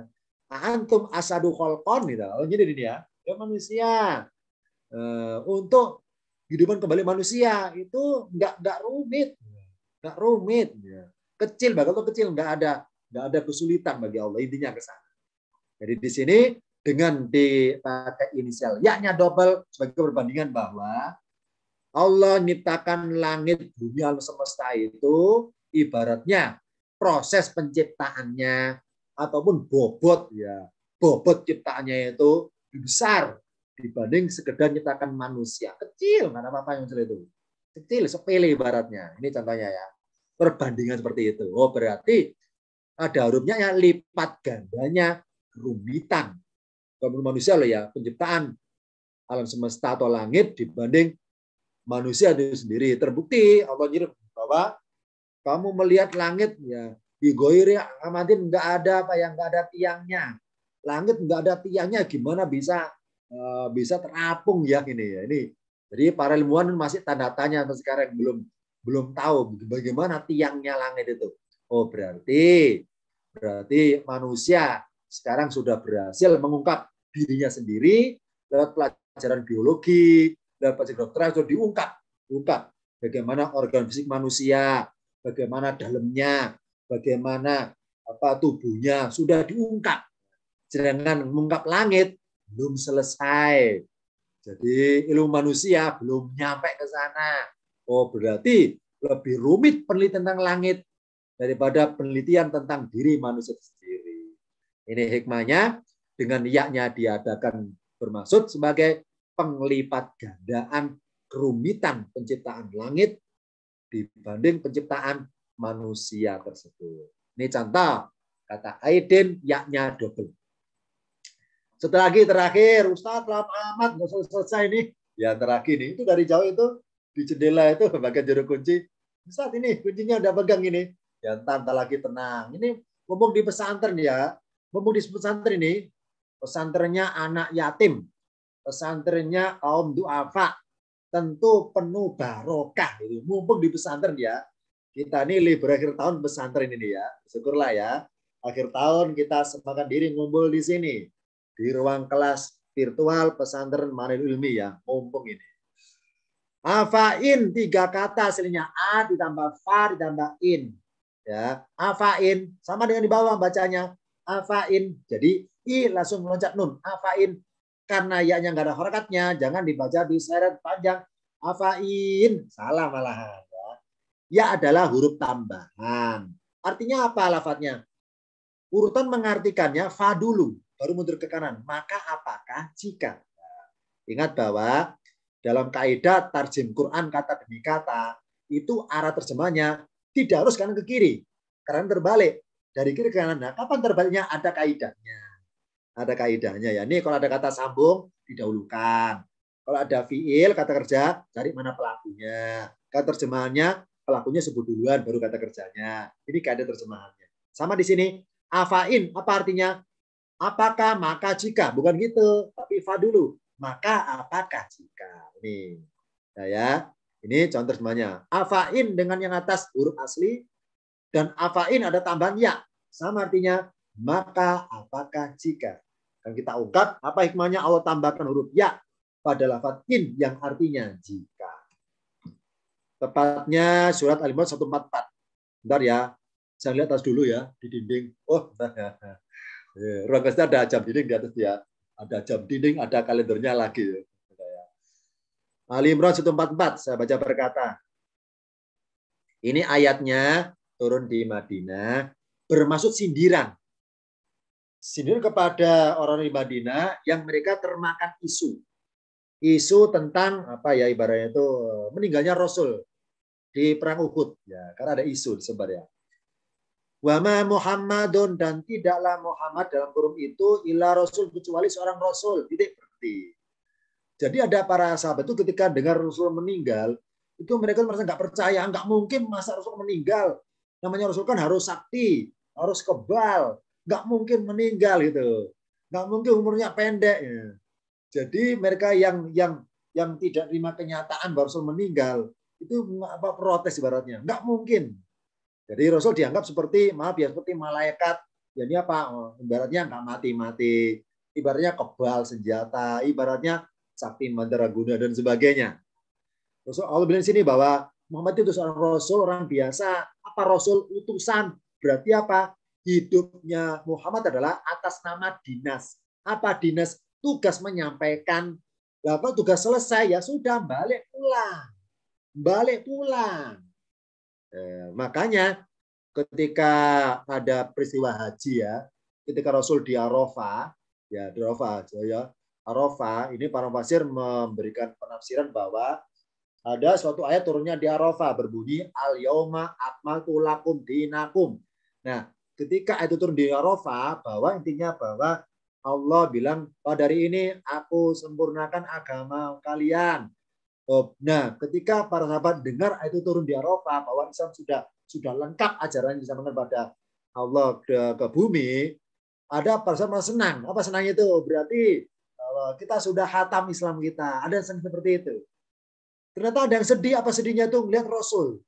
Lah, kalau ajaran Islam sudah selesai paripurna Allah sama di bumi, tentu bentar lagi Rasul meninggal. Sedih mereka itu. Kenapa? Berarti Rasul tugas selesai bentar lagi. Berarti selesai meninggal. Benar ternyata ya. Pulang dari haji, 2 bulan kemudian Rasul meninggal. Tugasnya selesai. Oh, berarti Muhammad adalah seorang utusan. Berarti atas nama dinas hidupnya itu. Tugas. Tugas. Qad khalat min qabli rusulu. Sungguh telah berlalu dari sebelumnya rasul-rasul, para rasul. Nah, sekarang afain ya. Ini kalau dibaca perkata afain, kalau dibaca wasal dari tajwid afaim langsung mimnya ya. Afaim mata, maka apakah jika dia mati, au kutila atau dia terbunuh. Berikutnya kalau perkata alifnya kasroh ya, in kola betum. Kalau perkata kalian berbalik ala akobikum atas tumit-tumit kalian, alias berbalik lagi menjadi apa ibaratnya tidak Islam lagi. Diinisialkan tumit-tumit kaki berbalik sebagai isyarat menghadapnya wajah kiblat. Kan berbalik murtad lagi gitu kasarnya. Di sini ada kata afain. Ya, maka apakah jika? Afain, maka apakah jika? Nah, di sini ketambahan huruf ya. Masih ingat tadi ya. Apa sifatnya huruf ya? Sebagai huruf penglipat gandaan. Huruf penglipat gandaan. Nah, kalau gitu apa hikmahnya? Ya di sini dalam kalimat ini. Lipat ganda apanya? Kata-kata afain pada ya-nya di sini. Kita buka catatan berikutnya. Lafat afain, huruf ya-nya tidak terbaca. Ya, jadi namanya tuktabu latuntoku. Apa tuktabu tertulis? Latuntoku tidak terucap. Kenapa Allah adakan ya di sini sebagai huruf penglipat gandaan? Lipat ganda apanya? Lipat gandanya kemungkinan matinya Rasul. Fa'in mata. Yang kedua lipat gandanya kemungkinan ini kola ketum. Kalau berbalik murtad lagi bagi kaum muslimin. Jika benar-benar di perang itu Rasul meninggal. Karena dalam adegan peristiwa singkatnya. Jadi apa ya? Ketika pasukan Rasul itu lari dari medan perang, lari ke Madinah maksudnya, tanpa menoleh ke belakang, dipanggil-panggil nggak noleh, lari aja. Nah, lari sambil meyakini bahwa Rasul di belakang itu meninggal itu, karena pasukan Khalid bin Walid itu membeli buta ibaratnya ya, memporak-porandakan pasukan Islam di situ. Khalid bin Walid ya, Khalid itu Khalid bin Walid bin Mughirah ya, Khalid. Jadi menafsirkan mereka sepia, meninggal ini dan sebagainya. Nah, isu yang disebarkan orang-orang yang di Madinah itu tentang Rasul kemungkinan besar meninggal dalam perang Uhud, maka menggambarkan besar itu udah pakai ya di sini lipat ganda. Kenapa? Karena terbukti kocar kacir pemerintahan Islam ketika diperankan oleh pasukan Khalid bin Walid waktu itu. Ini yang pertama. Yang kedua, ini mengenai urusan yang matinya, mati biasanya. Karena yang kutilanya, ini kalau di Uhudnya, kutilah terbunuhnya. Jadi kemungkinan besar tentang meninggalnya Rasul. Yang kedua, kemungkinan besar tentang kembalinya orang-orang Muslim sebelum Nabi kembali kepada kejahilian lagi. Ini sangat besar. Allah sindir. Wahai orang Islam, maka apa itu? Maka apakah jika kemungkinan besar Rasul Muhammad itu meninggal, entah meninggal mati biasa atau meninggal terbunuh dalam perang maksudnya, apakah itu menjadi berbalik ingkar lagi gara-gara nggak ada Rasulnya? Intinya ke sana intinya. Jadi ya di sini bermaksud lipat gandanya kemungkinan kepada dua hal ini. Yakni lipat ganda kemungkinan meninggal Rasul dari isu itu. Yang kedua kemungkinan berbaliknya. Karena merasa nggak ada lagi pembimbingnya, nggak ada lagi nabinya di Madinah waktu itu. Kalau Rasul benar-benar meninggal ketika peristiwa tersebut. Ini contoh. Ya sebagai huruf penglipat ganda. Yang menarik adalah tutup ayatnya di sini Allah bilang bahwa waman yang kolib, wahai orang Islam, jikalau benar itu semua itu kutilah terbunuh di perang Uhud atau mati biasa, waman dan barang siapa yang kolib berbalik atas kedua tumitnya alias menghadap wajah itu enggak ke kiblat lagi, berarti tidak Islam lagi. Kalau berkata falan maka tidak akan. Ya durro kalau berkata membahayakan. Allah syai'an kalau berkata sesuatu apapun. Arti bahasa tafsir sedikit pun ya. Falan yadurullah syai'an maka tidak akan membahayakan Allah sedikit pun. Jadi sikap berbaliknya kalian menjadi tidak Islam lagi itu bagi Allah tidak memberikan mudarat bagi Allah, tidak membahayakan sedikit pun. Nah, kenapa para mufasir mengartikan syai'an diartikan sedikit pun, sedikit, padahal kata-kata sedikit berbunyi kolilan sebetulnya kan ya.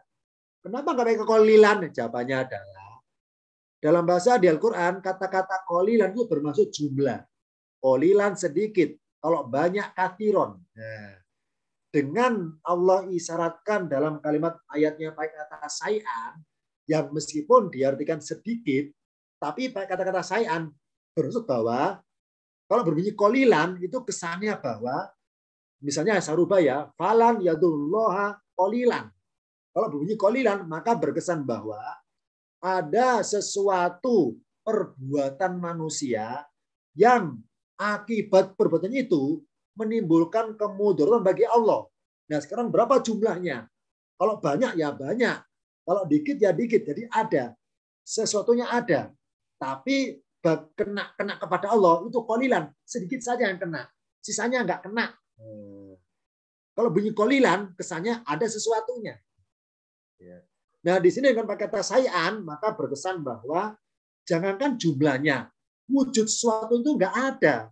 Nggak ada suatu apapun, berwujud apapun yang bisa mengancam Allah. Yang bisa beribadah pada Allah. Nggak ada. ini hikmahnya, kata para mufasir. Kenapa pakai kata sayan, kok nggak pakai qalilan? Kalau qalilan konotasinya sesuatunya ada, cuma jumlahnya sedikit. Tapi kalau pakai kata sayan, jangan jumlahnya. Sesuatu itu nggak ada, wujudnya nggak ada. Itu bedanya.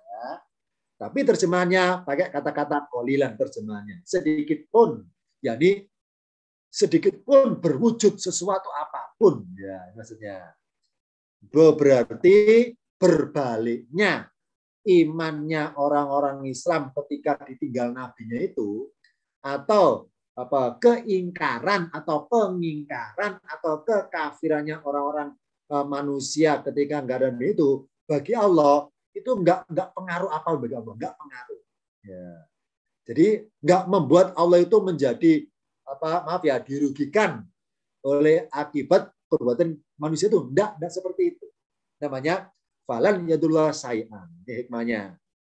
Dari kalimat ini ada dari kalimat falan yadullah say'an ini ada kalimat hikmah dari tulisan bergaris biru ini. Kalau berkata maka tidak akan memberikan kemudorotan. Apa sih mudorot? Bahaya bagi Allah sedikit pun nggak ada. Dari sini lahirlah ungkapan hikmah. Saya buka tampilan berikutnya. Jika manusia itu berbuat taat, tidaklah bertambah keagungan Allah. Mari kita bayangkan ya. Misalnya seluruh bumi itu taat sama Rasul, taat kepada Allah, semuanya Islam. Nah, taatnya seluruh manusia bumi itu bagi Allah itu nggak pengaruh apa-apa. Allah nggak merasa wah ibaratnya ya. Allah nggak merasa diuntungkan dengan banyaknya manusia tadi itu.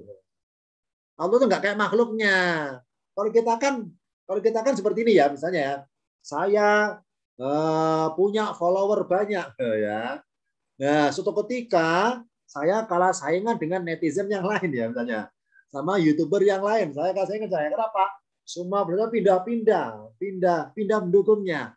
Saya jadi turun wibawa, saya menjadi turun pengaruhnya, saya menjadi turun gengsinya, saya menjadi turun nggak dihormati lagi, nggak gitu. Allah nggak seperti itu.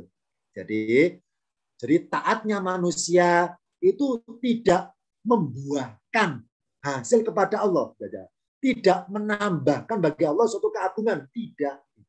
Dan sebaliknya, tadi kan bicarakan bahwa manusia, kalaupun Rasul Muhammad itu meninggal, terus kalian nggak ikut Rasul, nggak ikut utusannya, bagi Allah nggak pengaruh apa-apa. Jika manusia berbuat dosa, alias nggak taat, tidaklah berkurang keagungannya, nggak pengaruh. Intinya adalah taatnya manusia tidak menguntungkan bagi Allah. Dan sebaliknya, dosanya manusia tidak merugikan bagi Allah, nggak pengaruh apa-apa, nggak pengaruh. Lah kalau gitu, kita disuruh taat untuk apa dong kalau gitu? Nah, ini jawabannya. Allah itu menyuruh kita berbuat taat justru untuk mendapatkan manfaat dari keagungannya itu. Manfaatnya apa? Ini contohnya. Kita manusia hidup di dunia. Barang siapa pernah merasakan nikmatnya duniawi, pernah merasakan. Tentunya ingin mengulang kembali masa-masa itu. Masa-masa nikmat senangnya itu. Kapan ulangnya? Nanti di akhirat. Nah, untuk mengulang kembali ke duniawi, itu ada alamnya di surga nanti. Sedangkan rutenya menuju surga, rutenya loh ya, itu menyeberangi neraka. Karena Allah bilang di Al-Quran itu, illa wariduha. Wa in minkum illa wariduha. Jadi manusia itu ketika menuju surga, itu rutenya nggak ada jalur lain, cuma satu, nyeberangi neraka. Nah, barang siapa nyeberangi itu, maaf ya, nggak diselamatkan oleh Allah, maka terbakar. Jadi butuh diselamatkan.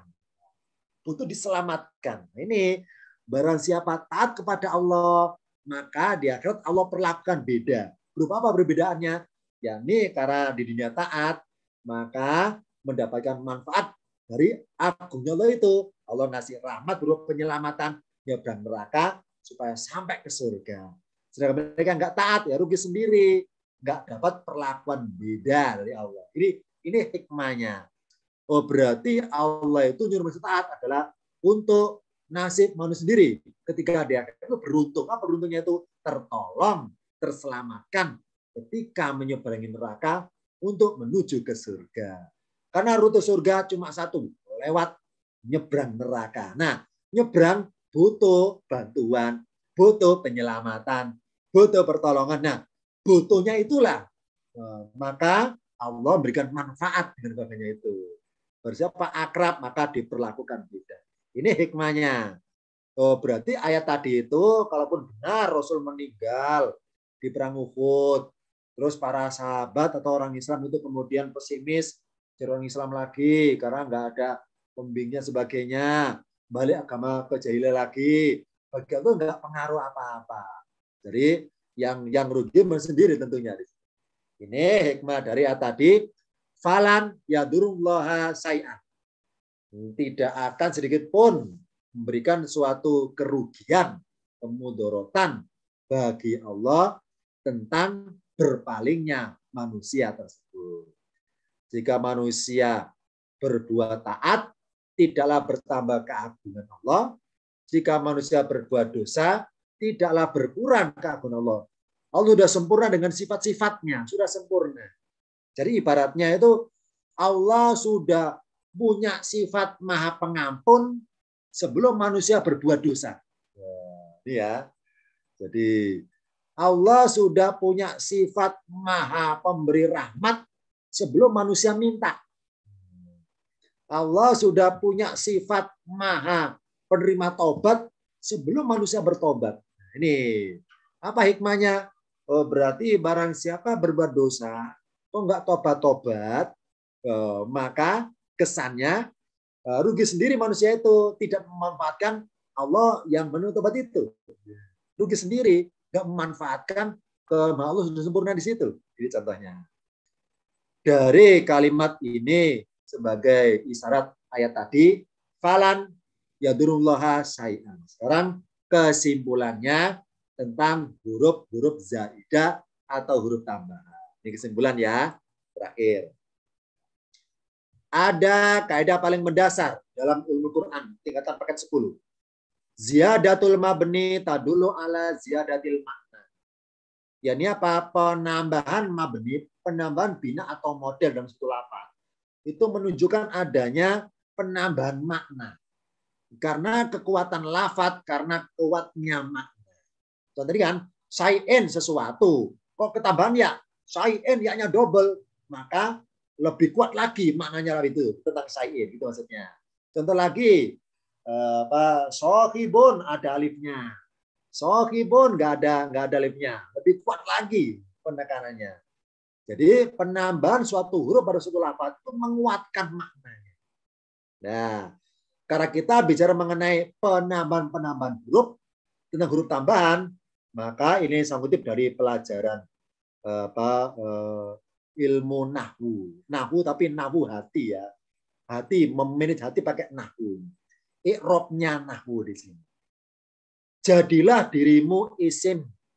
Apa dirimu manusia? Jadilah isim. Isim yang istiqomah menjaga identitas isimnya itu. Suatu kata dikatakan isim, apa ciri tertulis? Berawan alif lam. Apalagi cirinya? Akhiran tanwin. Itu yang tertulis. Oh, berarti identitas alif lamnya mari dijaga. Tanwinnya mari dijaga. Apa alif lam? Yakni unsur lam takrifnya. Unsur alifnya itu. Jadi dipegang alifnya itu. Alif ibarat tali tambang tampar dari langit ke bumi. Kita pegang alifnya itu. Namanya hablum minallahi, kita pegang hablumnya tali hubungan itu. Nah, setelah kita pegang, Allah adakan kita sebagai lam takrif, lam yang dikenalkan kepada yang nakiro-nakiro di situ.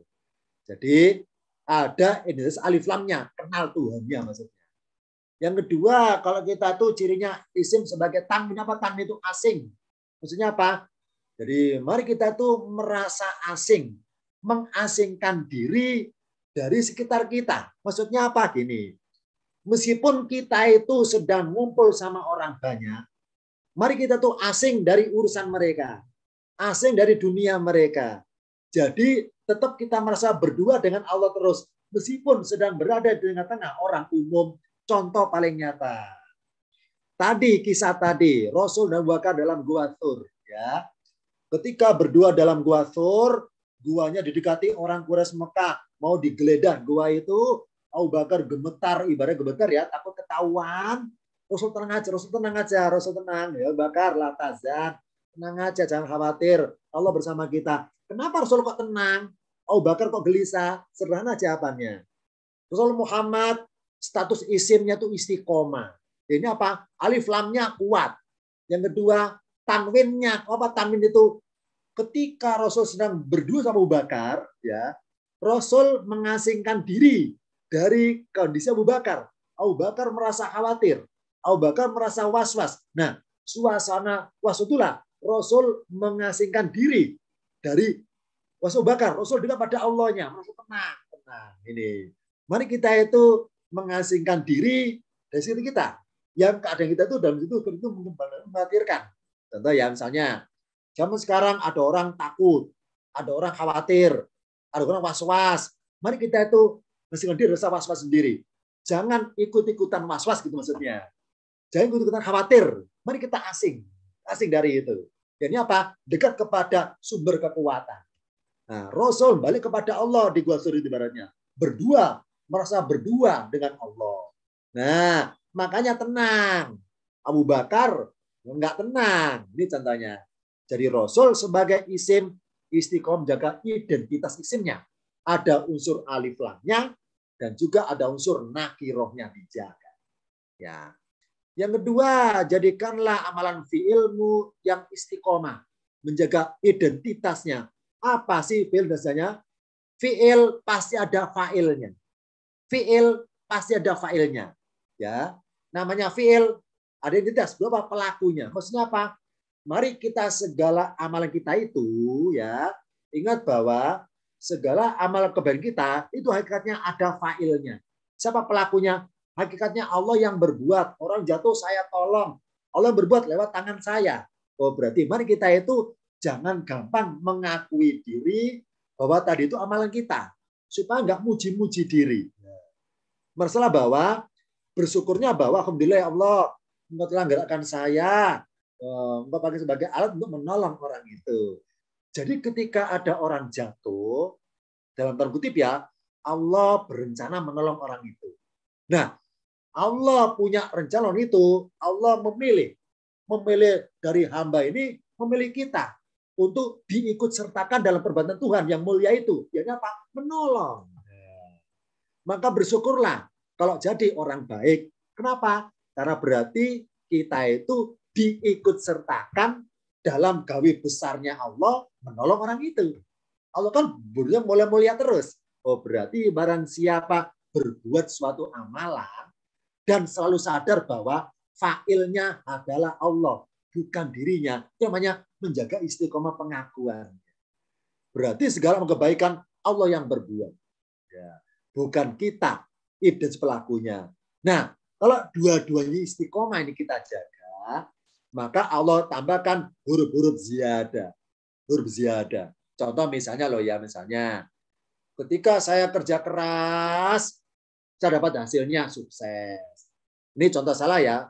Contoh salah misalnya ada yang tanya ini, Pak Anwar, Anda sudah? Oh iya, saya kan kerja keras. Ini saya nggak ada pihak lain andil, nggak ada nih. Saya sendiri murni, nggak ada yang andil sini. Oh berarti saya lupa Tuhan. Lupa Tuhan. Nah, yang benar gini yang benar nih. Pak Anwar, Anda sudah? Oh ya, alhamdulillah. Allah bisa kemudahan. Nah, dengan selalu bersikap syukurnya itu, Allah bilang lazidannakum. Allah kasih huruf ziyadah, lazidannakum. Ya. Ibarat kupu-kupu ini, kupu-kupu. Kalau kita tuh pengen menangkap kupu-kupu, dikejar sulit. Ya. Ngejar kupu-kupu itu terbangnya tuh nggak tentu arah terbangnya, sulit ditangkap. Nah, bagaimana supaya kupu-kupu? Mari kita menjadi bunga. Bunga yang harum, nanti kupu-kupunya dekat sendiri. Sama di sini. Kalau kita berambisi dengan pengen target rezeki yang banyak, berambisi kedudukan yang tinggi, kalau berambisinya maksimal sampai nafsunya memuncak ya, lupa daratan, lupa lautan, lupa catatan ya, akan nggak tercapai itu. Mari banyak bersyukurnya, maka rezeki datang sendiri. Mari banyak syukurnya, Diam saja, banyak syukurnya. Diam pengertian itu apa? Nerima apa ada di Allah di situ. Disyukuri apa ada itu. Maka kan datang gitu. Sama di sini. Ya. Jadi huruf zaidah Allah tambahkan dalam isim. Kata sayin nggak ada yaknya, Allah kasih ya. Afain kata in nggak ada yaknya, Allah kasih ya. Huruf zaidah Allah tambahkan. Sebagaimana kupu-kupu hanya menghinggapi bunga yang istiqomah, menjaga keharumannya. Ini hikmahnya, sengaja ilustrasinya saya pakai kupu-kupu dalam layarnya ini sebagai syarat bahwa huruf-huruf zaidah dalam kehidupan kita ada kalanya Allah berkuasa ngasih tambahan. Jadi isim ada huruf zaidahnya, huruf zaidahnya. Fiil ada huruf zaidahnya. Misalnya kata-kata yad'u harusnya akhirnya wawu, Allah tambahkan pakai alif. Kata yatslu harusnya pakai wawu, tambahkan pakai alif. Namanya zaidah, huruf zaidah. Ini contohnya lah ya. Oh berarti barang siapa ketika berbuat yatslu membacakan, kalau membacakannya murni karena Allah, ikhlas karena Allah, Allah kasih alif. Kasih alif, huruf zaidah alif. Kata yatslu. Ini contohnya. Nah, jadi mari kita itu menjaga identitas isimnya kita dan juga jaga fiilnya kita agar Allah memberikan huruf-huruf zaidah ziyadah di kita agar kita menjadi isim fiil yang ada huruf-hurufnya, huruf-huruf amilahnya yang bisa beramal untuk menggerakkan fiil kita di situ ya. Karena huruf amilah menggerakkan fiil ibaratnya. Sama di sini. Sebagaimana kupu-kupu menjadi bunga yang istiqomah menjaga keharumannya. Ini singkat materi hari ini. Sebelum saya akhiri, barangkali pihak moderatornya kalau sempat silakan boleh dibacakan pertanyaannya di layarnya. Boleh silakan. Baik, terima kasih Ustaz. Langsung saja pertanyaan pertama, apakah beda arti la'udibihannahu dengan la'aldabahannahu? Yang pertama tadi Ustaz. Tentunya beda. Jadi adbaha fiilnya dabaha yadbahu. Kalau udbiha adbaha yudbihu. Ini pelajaran tingkatan paket. Singkat saya paket 4. Paket 4 ini, paket 4. Jadi ini ya contoh ya, adbaha udbihu. Beda. Jadi kalau fiilnya mudhari depannya doma, itu adalah kaidah fiil yang rubai. Ya, lihat ya. Udbiha. Karena fiil kata kerja kalau mudhari yang rubai, yang 4 huruf, itu kaidahnya harus depannya doma. Kalau sulasi, khumasi, dan sudasi, depannya fathah. Tidak boleh doma. Ini kalau yang aktif ya. Yang maklum yang aktif. Saya ulangi. Kaidah fiil mudhari kalau rubai 4 huruf, itu depannya doma. Oh, berarti kalau berbunyi udbiha, ini 4 huruf. Ya, ini apa? Mutaaddi, butuh objek. Apa artinya udbika? Aku menyembelihkan. Misalnya ya, si A mau nyembelih ayam. Nggak berani sendirian nyembelih. Mari, saya nolong. Oh, berarti tangan saya menyembelihkan ayam untuk si A. Namanya bahasa Arabnya udbika. Pakai udbika. Saya menolong si A untuk menyembelihkan ayamnya. Gitu maksudnya. Nah, kalau berbunyi adbaha, saya pengen nyembelih sendiri untuk diri saya sendiri. Adbaha, aku menyembelih. Kalau udbika, aku menyembelihkan sesuatu untuk orang lain. Kalau adbaha, aku menyembelih untuk diriku sendiri. Nah, bedanya itu. Kalau yang atas sulasi 3 huruf, asal kata 3 huruf. Kalau udbika ini rubai 4 huruf. Itu bedanya. Yang lain? Baik, selanjutnya dalam surat Al-Kahfi ayat 78 Ustaz, mengenai kisah Nabi Khidir ya. Tertulis lam tastati, sedangkan di Al-Kahfi 82 tertulis lam tasti. Apakah perbedaan maknanya Ustaz? Nah, jadi kalau makna nggak berbeda. Itu dalam tingkatan paket 10 pelajarannya namanya apa al-hadfu ya, disembunyikan sama ditampakkan. Jadi nggak ngerubah. Hanya beda mengenai cepat sama tidaknya. Ketika ada huruf kelihatan dua-duanya, maka normal perbuatannya. Tapi ketika dilebur jadi satu atau sembunyikan, maka bermaksud gelisur hati dari cepatnya perbuatan. Singkat di situ, cepatnya perbuatan. Jadi kemampuan cepatnya, maka pasti maksudnya kemampuan cepatnya itu segeranya maksudnya. Kalau biasa maka normal. Itu dalam kaidahnya ada huruf tersembunyi, harusnya tampak disembunyikan, dan sebaliknya harus sembunyikan ternyata tampakkan. Itu contohnya banyak selain lafaz tersebut. Jadi tidak merubah arti, tetap sama artinya, hanya beda mengenai kecepatan berbuatnya saja. Adanya itu. Lalu yang lainnya? Terakhir Ustadz, dalam surat Al-Kahfi ayat 40 dilihat yang mukmin itu mendoakan kejelekan bagi temannya yang kafir, yang mukmin. Pertanyaannya apakah boleh mendoakan kejelekan? Al-Kahfi ayat 40. Ya. Jadi sebetulnya bukan mendoakan ya, jadi bersikap memisahkan diri karena sudah tidak sepaham lagi dan diperingatkan ternyata tidak ada sadar lagi. Ini dalam kalimatnya ya. Jadi dalam ayat tersebut ada dialog ya. Dua orang yang pada awalnya itu bersahabat, kemudian berseberangan sikap intinya, maka sejak itulah maka si mukmin sudah status persahabatannya ada pembatasnya, putus sudah. Putus.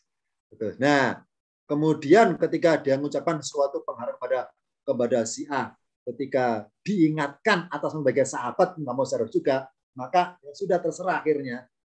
Terserah di situ. Jadi sikap mendoakannya ibaratnya si yang mukmin itu kepada temannya itu hakikatnya tidak bermasuk kepada unsur kebenciannya, tapi kepada unsur peringatannya bahwa apa yang buat tulisnya itu ada akibat buruk yang dia sendiri tidak merespon seperti itu dari sahabatnya, maka apa yang didoakan si B itu bisa menjadi kenyataan kalau si A tidak menghindar dari peringatan tersebut. Intinya ke sana kalau dalam dialognya itu. Ya. Tapi setiap kita tuh melihat orang berguru, apa pertama kali itu? Syukur diri. Syukur diri. Ini contoh yang salah ya, misalnya ya. Misalnya kita baca Quran, ayatnya bermuatan kisah Fir'aun yang tenggelam. Fir'aun kan dicap ya, paling buruk dalam kisah Quran ya, paling buruk Fir'aun itu. Nah, ketika kita baca ayat tentang Fir'aun, ini contoh yang salah dulu ya, contoh yang salah. Kita ada pernah seperti ini. Oh, ternyata mendingan saya daripada Fir'aun ya. Fir'aun matinya kafir.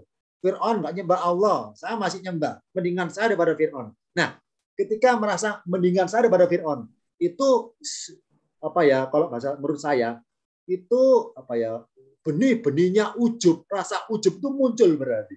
Muncul.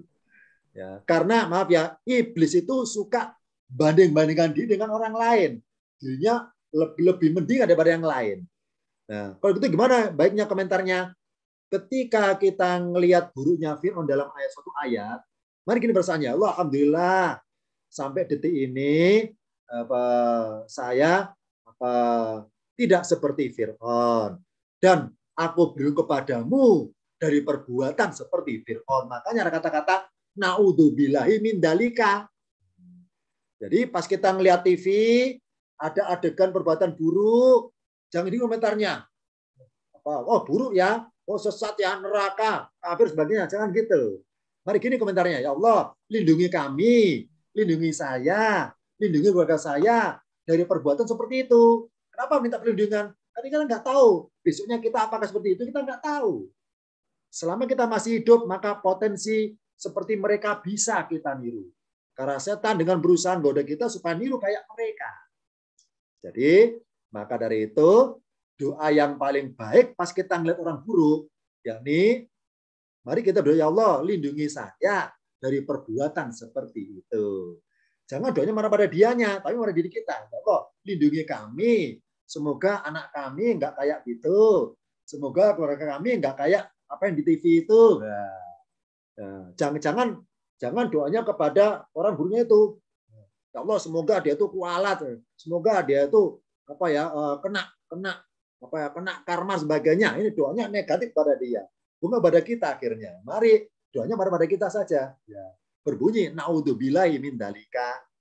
Ya Allah, kami berlindung kepadamu dari perbuatan yang seperti itu. Sama di sini pas kita baca surat Al-Kahfi ini dengan dua dialog ini, ya Allah lindungi kami kalau kami berpotensi tergoda setan berbuat kayak si A tadi itu. Nah ini contohnya. Agar kita selalu ngomentar sesuatu yang buruk pun masih bermuatan rasa berserah diri kepada Allah ada. Jadi nggak muncul rasa ujubnya, nggak merasa paling suci, nggak merasa paling alim, nggak merasa paling soleh, merasa masih rendah, merasa masih butuh kepada Allah. Nah, ini. Jadi nada doanya kita merasa merendah. Maksudnya nggak merasa lebih suci dari apa yang kita lihat di situ. Ini hikmahnya. Mari kita komentar sebentar adalah berbunyi naudzubillah min dalika. Itu doa itu. Apa naudzubillahi? Kami berlindung kepada Allah min dalika, dari yang demikian itu. Termasuk dalam kisah ini contohnya. Dulu singkat ya materi hari ini. Insya Allah apa yang belum jelas bisa ditanyakan berlanjut di grupnya masing-masing. Kalau dalam seri keduanya kita ketemu tahun depan ya. Tahun liburnya lama ya. Setahun tahun depan ini. Nah, ini seri ke-1, seri keduanya kita jumpa lagi pada tahun depan. Terima kasih hadir semuanya dalam ruang kelas ini. Semoga pertemuan ini di ruang kelas virtual pesantren yang penuh barokah. Jadi kita menjadi semakin semangat dalam belajar Qur'annya, semakin cinta kepada generasi kita, dan semakin kesadaran bahwa setelah kita meninggal semuanya, merekalah yang akan meneruskan tentang pelajaran ulumul Quran sebelum kita kaji pada pertemuan hari ini. Itu dulu. Akhir kalam. Wassalamualaikum warahmatullahi wabarakatuh. Waalaikumsalam warahmatullahi wabarakatuh. Terima kasih, Ustaz. Terima kasih. Terima kasih, Ustaz. Terus Pak Ustaz.